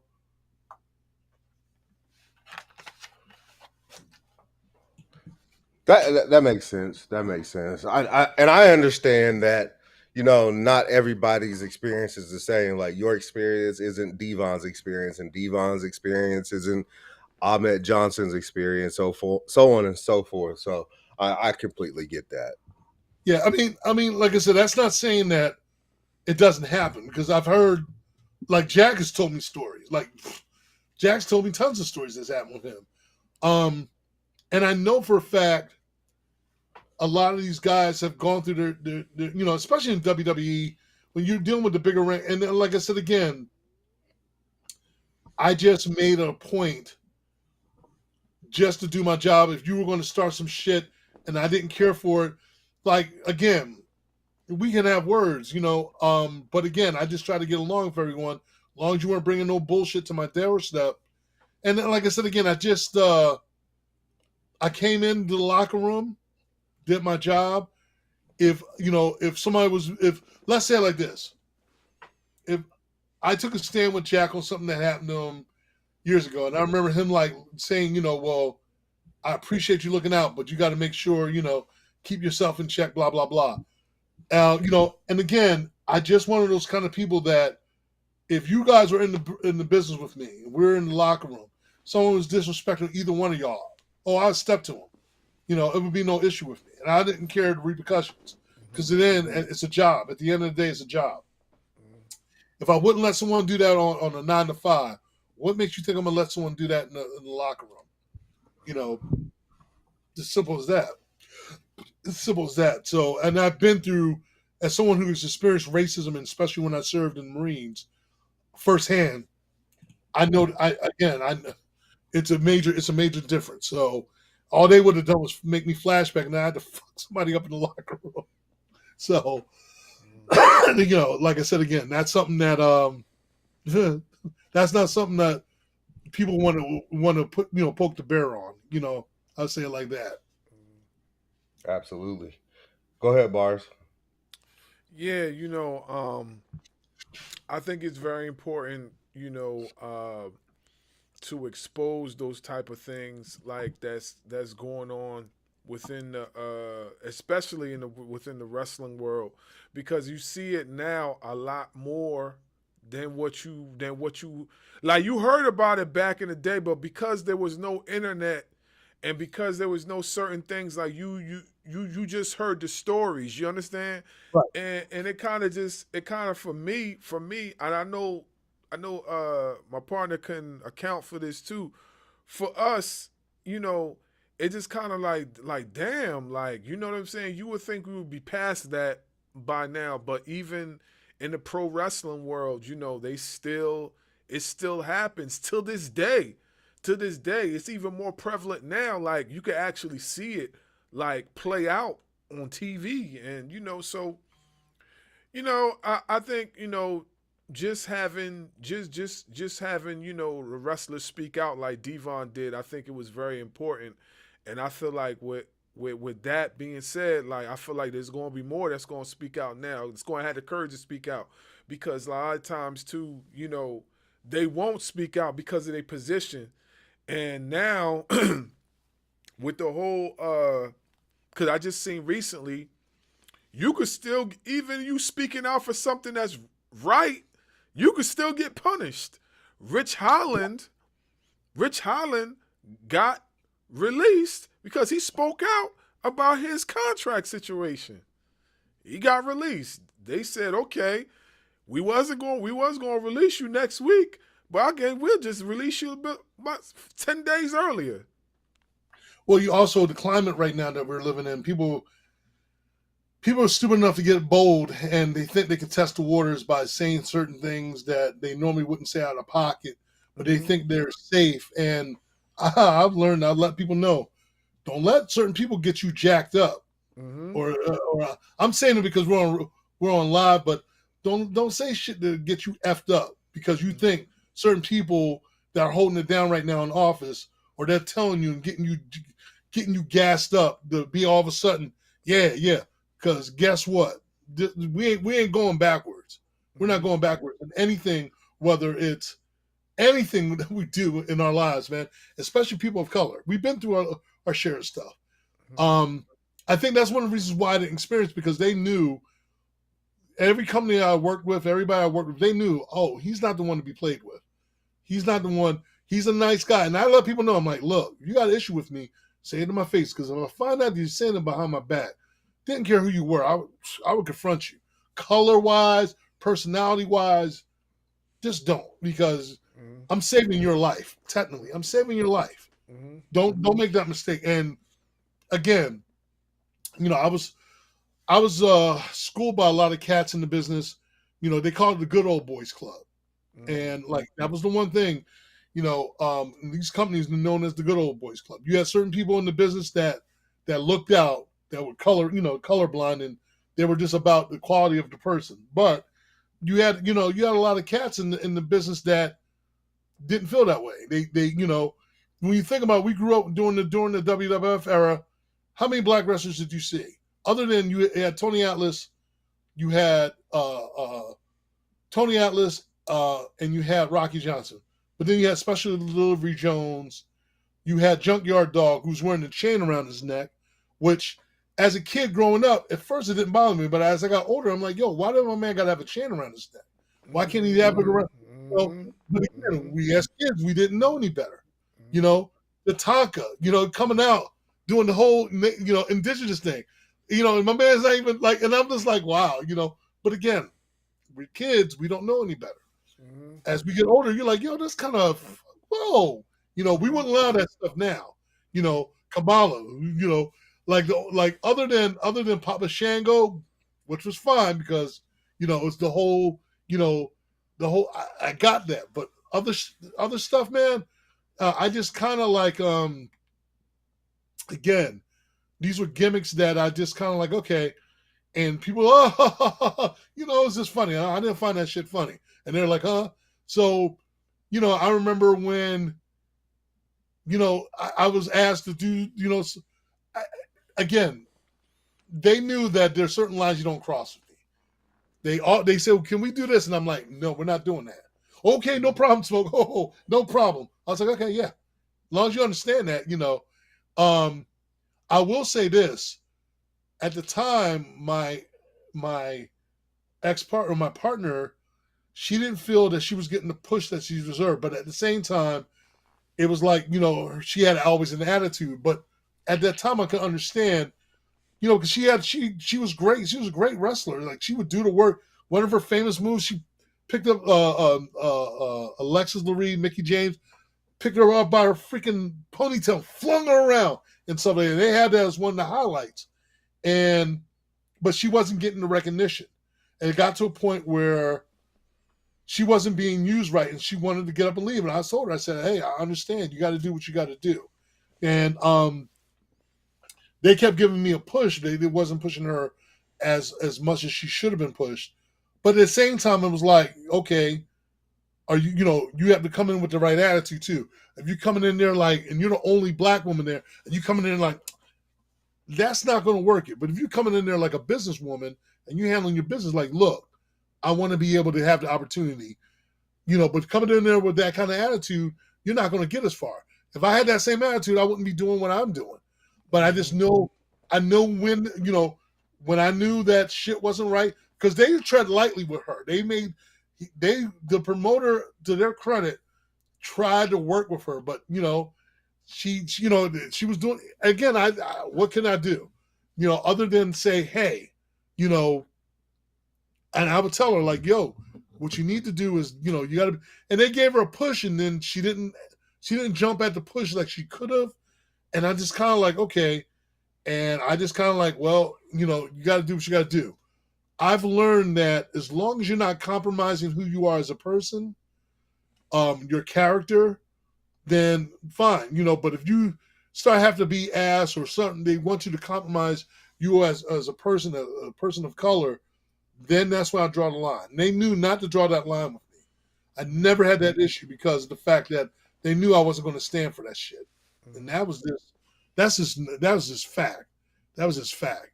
And I learned that, like I said, in that part I did learn from Jack, don't you play the game to a certain point, but you're not gonna let them demean you or make you less than a person or less than a man, or woman in that case. Because a lot of shit that's going on now, we're not taking that kind of stuff. And I'd rather walk away from a company. Money's not everything to me. And again, I'm not. I know I need that to survive, but again, it's not to a point where you see it every day. People sacrificing their character for money. I can't see myself doing that. Yeah. And maybe the Marine in me, I just can't. Some people sell their soul. Like, yes, boss. Yeah, I dance for you. Woo! I'm making that money. No. Look at some of these fools out here in the political spectrum, knowing that they don't know a thing about politics, but they thinking that they're currying and making certain people, oh, look at me, Mr. Man. Woo! I'm disagreeing again, but that's all right. You're showing me who you really are. I love it when these people act a fool and showing their true colors. I'm like, okay, I don't have to worry about you because I know what time it is with you.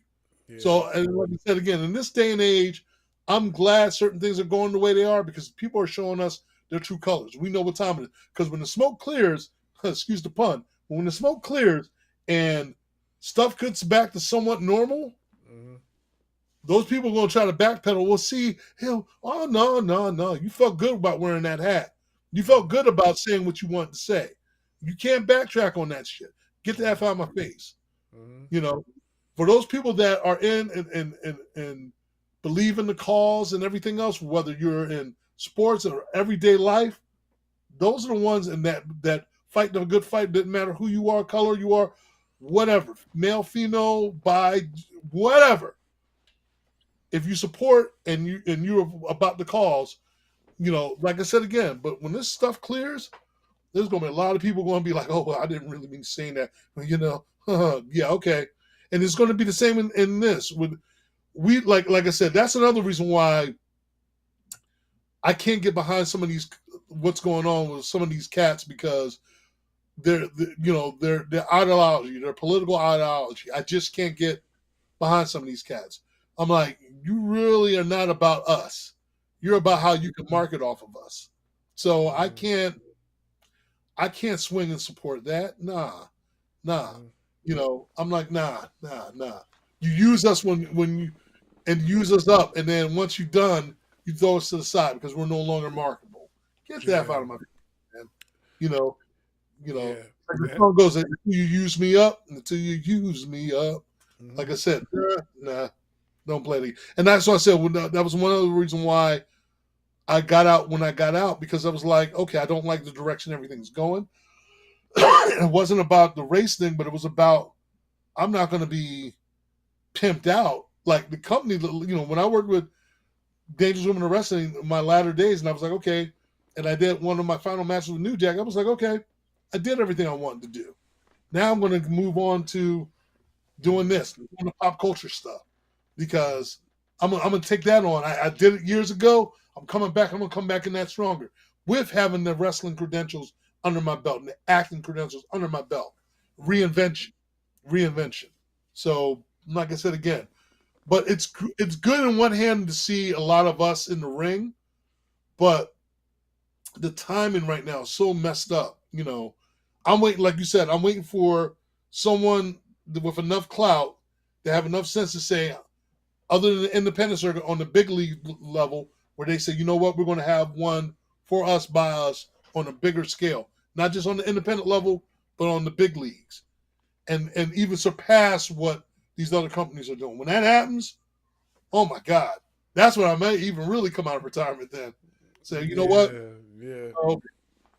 Yeah, I might have to, Yeah, I figure I'll mention it, because I know recently, they fired Rich Holland early, but his situation wasn't dealing with anything towards racism. It was more or less like what I was using it as an example, because he said something pertaining to his contract, and then they just decided, they was gonna get rid of him early. Which, he, in his situation, he was injured. He was injured, and he had to get medical stuff done and whatever. So it just goes to show you, like, you could think you're a superpower all you want and say whatever you feel. If they feel like they want to dispose of you, they can do it. They could do it just like that. And that kind of winds down to what I want to say is this: like you you if you're at a certain point in your career, sometimes you really can't say anything because like you could lose your job just like that. Yeah. And then there's that point at a point where you could be at a certain point in your career and you have all that open opportunity to say how you feel. And I just feel like, not enough of us take advantage of that.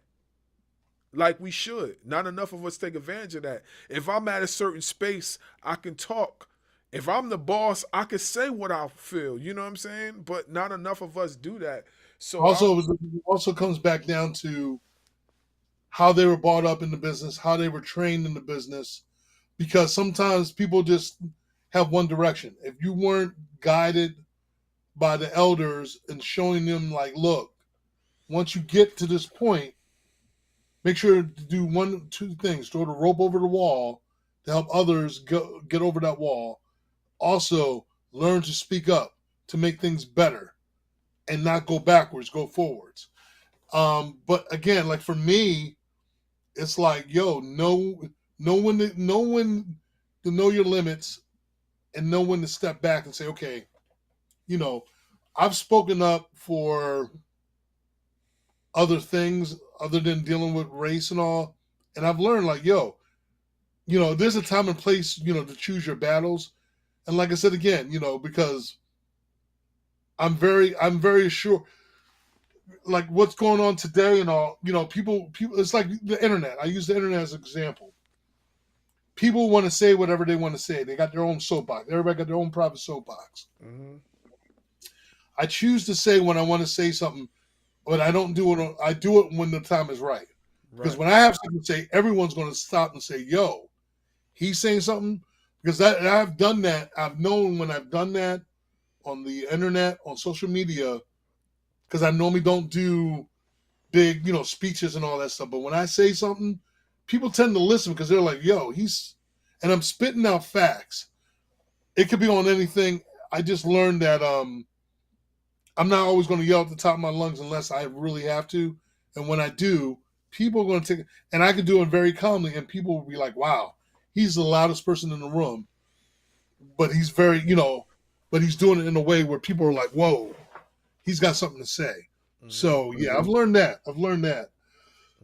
And it's a shame because, like you said, man, with this business, you're on top, and you just got to know how to. Got to know how to manage it right. Yeah. And have an exit strategy. So, if someone decides to cut you loose, you already have a backup plan. Right. Always have a backup plan. Yeah, I think having a backup plan is very important. And also standing your ground and making them, because a lot of times when you speak up like that, they'll respect you. They'll end up respecting you at the end. But I wouldn't be surprised if a couple years. Look at CM Punk. Like when he rolled out, and then all of a sudden, a couple years later, he comes back. I've seen, especially with WWE, that's like a revolving door. It's, people that you're like, man, they cut this person, and then 2 years later, they're coming back, for whatever reason. And so this business is funny like that. So it wouldn't surprise me in the least. Right now, it is what it is right now, but anything can happen. Anything can change. You know what I mean? In that amount of time too. So yeah.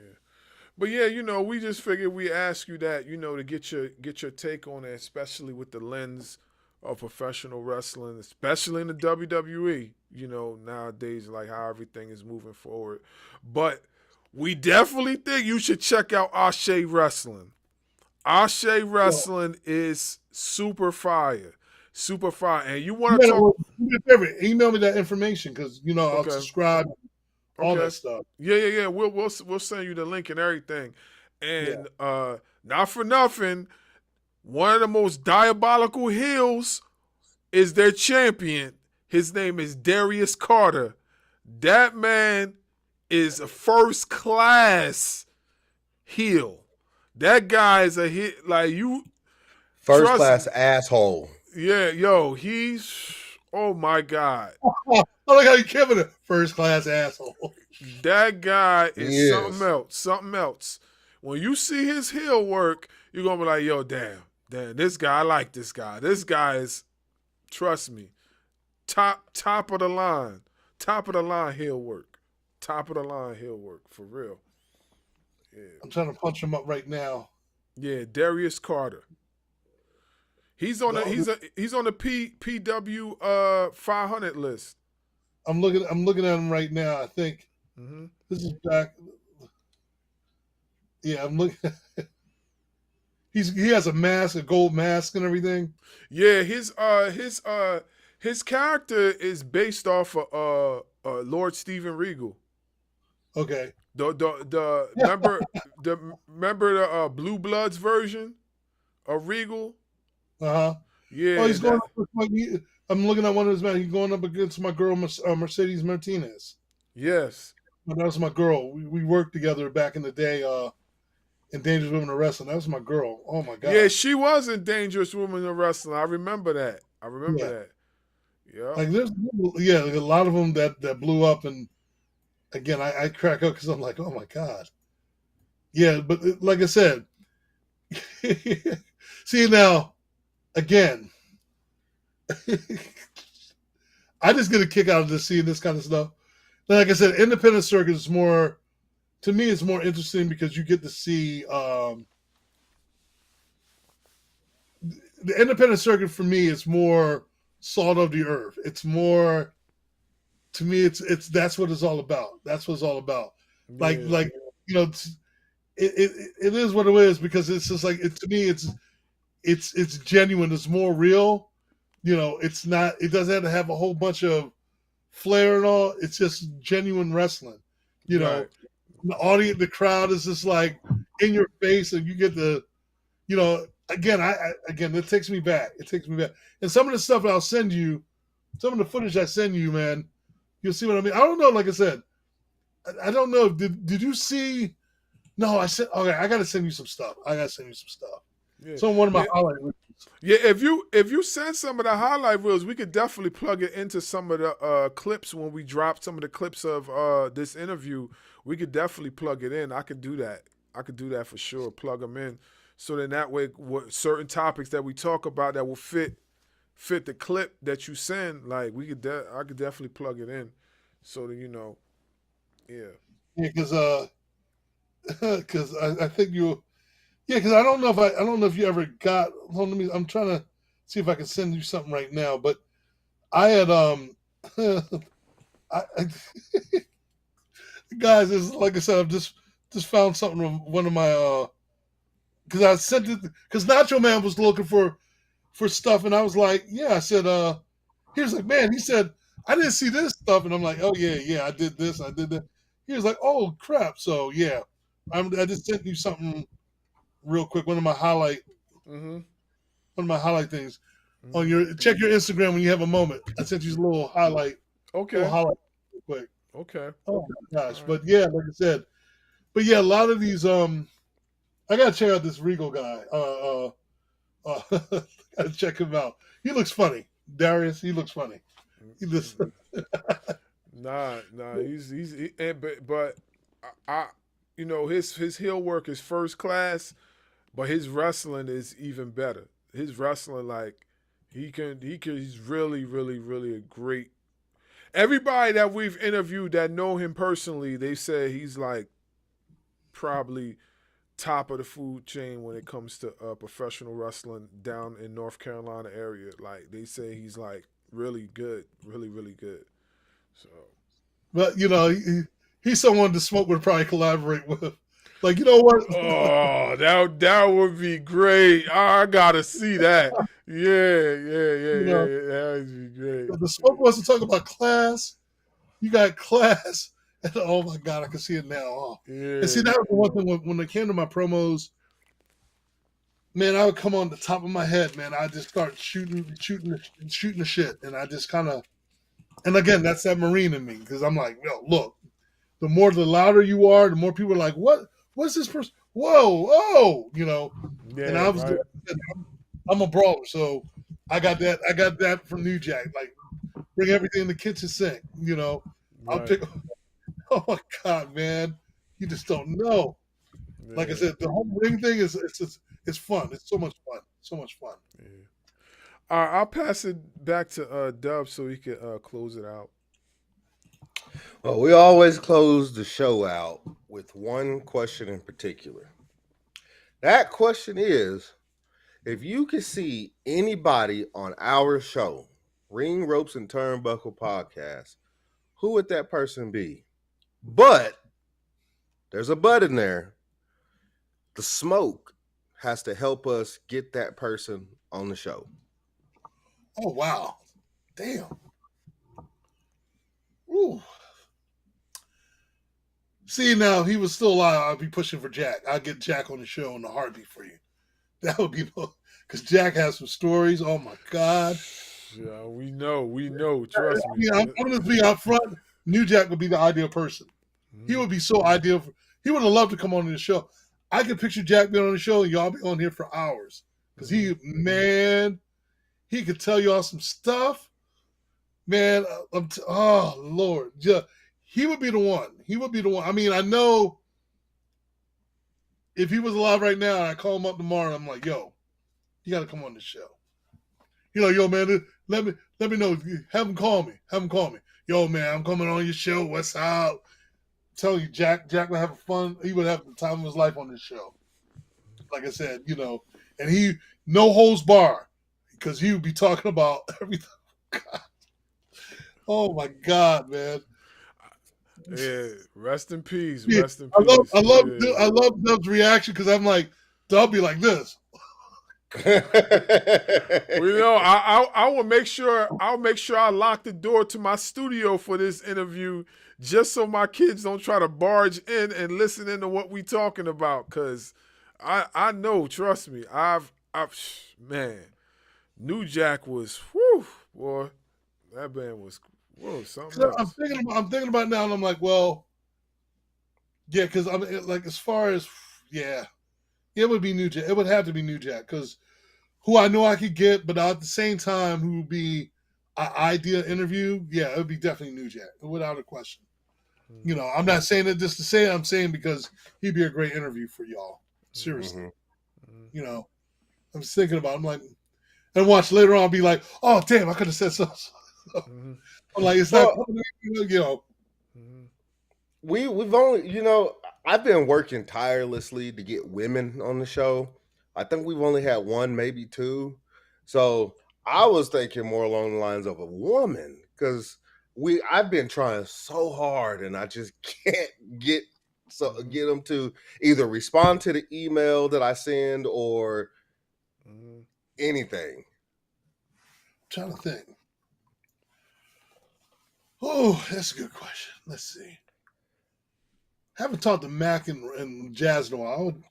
I had to see if I can reach out to them or so. That would be cool to get them on the show or Jazz on the show. You said Jazz is a big part of Ashe Wrestling, just so you're aware. Yeah, she's been on Ashe Wrestling. She's been on. Okay. Yeah, because I haven't spoken to them in a while, but yeah, they were my homies. Those two were my homies. Oh my God, those two. Man, oh man. But I have to send you. I got to send you some stuff I found. I got to send you some stuff, some footage. Mm-hmm. You get a good kick out of it and all that stuff. Mm-hmm. That's all I got. Yeah. Well, before we go, is there anything that you would like to plug in? Anything that you're going to be involved in? And, give them your handle, your Twitter, Instagram, Facebook. For those fans that are trying to, okay, so bottom line, the Smoke 007, I'm on YouTube, Instagram, Facebook, TikTok. If you can't find me, type up Eric the Smoke Moran on Google. Everything under the sun will come up on me. Whether it's IMDb, whether it's YouTube, everything that you want to find, just Google search me, and it's the easiest thing. Also, one of the things I do, have a podcast video game show called Pass the Controller. We're on every yeah. So are I had one of your guys I was speaking to on Pass the Controller. I forgot his name. Huh? You talking about Civic Minded? Huh? Civic Minded or Mark Knuckles? I forgot which one was Like it. It's a video. He wore glasses. He wore glasses. Had like a little bit of beard. He had a little bit, but he's not black. Oh damn! Wait, hold on. Well, it can't be Civic. You must be talking about Nick. Nick, yeah, it was Nick. Yeah, it was. Yeah, it was Nick. It was Nick. We was playing Street Fighter. We was playing Street Fighter, and he didn't. And I didn't believe that he didn't play Street Fighter like that. So I kept winning, and then and I was like, "Yo, man, are you like trying to bait me into thinking I'm winning, and then you just gonna come back and start trashing me?" He was like, "No, man, I really can't play Street." I was like looking at him like this guy. Yeah, so I was like, but yeah, we was playing Street Fighter together. He's a cool dude. Yeah. Yeah, it's funny. Speaking of video games, they just had Jack. They just put Jack on WWE 4K WWE 2K 25. Yeah, I seen that. Yeah, they just added him on there. So I had him because there's a guy on TikTok. He creates every kind of wrestler, celebrities, and all on WWF 2K. So he had me on there. So detailed. He even had one of my old shirts. Me wearing one of my old T-shirts. Yeah. I'm like, oh my God, dude, how the hell you pull that off? Mm-hmm. Yeah, he's real good. He's real good. He's real good. But yeah, like I said again, so I'm on Pass Controller. Oh my God. If you want to see me on screen, check out Surge of Power Where There's Smoke. It's right now playing at Comic-Cons, film festivals. Eventually it's going to be coming out on hopefully Blu-ray and DVD and streaming and all that stuff. What else? Man, there's so much stuff. Again, updates and everything. I just finished doing the red carpet event for Predator Badlands. It's the Predator with the director from Predator Badlands the other day. Check it out on my Instagram. There's a lot of stuff. I'm always doing something. There's a documentary being worked on right now. And I might have to talk to y'all about that as well. Something that we'll talk about later on. So there's a lot of stuff coming up in the next year. So don't want to jinx it, but just follow my Instagram, TikTok, Facebook for all updates and everything else that's coming up. All right. And not for nothing, before you say anything else, I want to thank everyone out there that's ever supported me from the beginning to current, whether it's in my cosplay, whether it's in my wrestling, acting, anything and everything that I've done. Thank you all so much out there. God bless you all. Thank you. Special shout out to my wife who supported me and put up with me, and all of my fellow cosplayers out there and acting and everything else. And one more thing, yes. Go to my YouTube channel. Check out the Smoke 007. I have a series right now called Planetary Step. It's a spinoff of the Orville. Got the blessings from the producers of the show. And it's a fan series, and we're like a continuation of the Orville while it's on hiatus. So check that out as well. Most definitely. I'm going to find you on YouTube so I can subscribe, because I know we follow you on the other platforms, but I got to find you on YouTube so I can subscribe and everything, especially so then that way we could do the collaboration link for all one YouTube. word. Yeah, you'll see me on there, the Smoke 007. As soon as you see it, you're going to see a little cartoon of me and all from the Orville. Okay. And the Family Guy look. So okay. You'll see it. All right. Yeah, there he is right there, the Smoke 007. Yeah, most definitely. We appreciate you taking time out your busy schedule to come on the show. I'm like I said, I'm a big fan. Like I've watched you from the early 2000s and stuff like that. So it was an honor and privilege to have you on our show. And I hope this ain't your last time on the No, show. I was gonna say, 'Cause- anytime y'all want to come back, yeah, I might bring somebody with me along, yeah, like special guests or something like that. Nobody surprise y'all. yeah. I'm going to probably surprise you. The fact that like I said again, thank you for reaching out because I just subscribed to your channel as well. When I was following your stuff on Instagram, I was like, okay, I love the fact you got Ahmed. Ahmed is another one that again I grew up watching and everything else. To see him on the show and all, man, that's major. That's major. So Yeah. again, to be able to do what y'all are doing, I appreciate that. Respecting what came before and what's going on now and stuff like that, man. Mad respect. We appreciate it. But I want you to guess something. Guess how old our show is. Show probably is no more than 2.5 years old. Been around a lot longer or less? Less, way less. 6 months. Yeah, about 6 months old. Okay. Still, that's still good. Yeah. That's still good. So let me ask y'all this. I'm gonna ask y'all questions. Y'all been interviewing everyone. I'm gonna ask y'all something. Yeah. Because I already know who's the straight one, who's the straight lace commentator, and who will be the one that like the Jerry King Lawler. Dub, I know you be Jerry. And You've been watching our stuff. so if you had the commentary do a play by play, what match would you have liked to have been ringside to do like a commentary on play by play? It's easy for me. Ooh. For me, Past, present, or dream. Like it could be any. Well, while he's thinking, I'll go ahead and give one right now, and it will be Shawn Michaels, Undertaker, WrestleMania 25. Good one. Okay. for me, it will probably be Razor Ramon when he went against 1-2-3 Kid. Wow. Deep cut. Yeah. AKA X-Pac. Yep. Yeah, because I feel like there would be a lot of stuff I could say on that. It would be hilarious, especially when they were roasting 1-2-3 Kid. I know Jerry was going in on 1-2-3 Kid, X-Pac. And then he was, and then boosting up Razor Ramon, which was one of my favorite wrestlers as a kid. Like, I would have so much to say.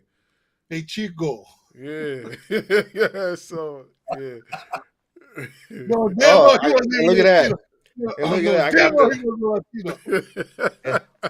And look at that. I got the toothpick too. Yeah. Oh my God. Yeah. That was good. Okay. That's good. Yeah. I will also add one more, and it's mainly for nostalgia reasons because it was the first match I remember watching, and it would be the Ultimate Warrior and Hulk Hogan at WrestleMania 6. Okay. Good one. If you add that one, I could probably add, another Well, we know you like 20 years older than me, so. Ah, dang. You know what's crazy, right? We're in this. Oh, you looking for the Shao Kahn laugh? Okay, I got you. See, he's looking for the Shao Kahn laugh. I got you.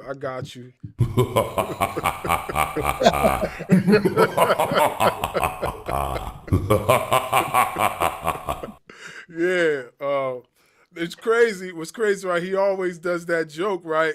And then some people actually believe that I'm like 20 or 30. But if I'm 20 or 30 years older, then I look pretty good for 20 or 30 years older because if I'm that, I'm supposed to be like at least in my 60s or 70s. Well, you know what they say about us, so you know. Yeah, you know that melon. Black don't crack. Black don't crack. Black do not crack. Yeah, for sure. But yeah, we appreciate you coming through. I really enjoyed this. This was very fun.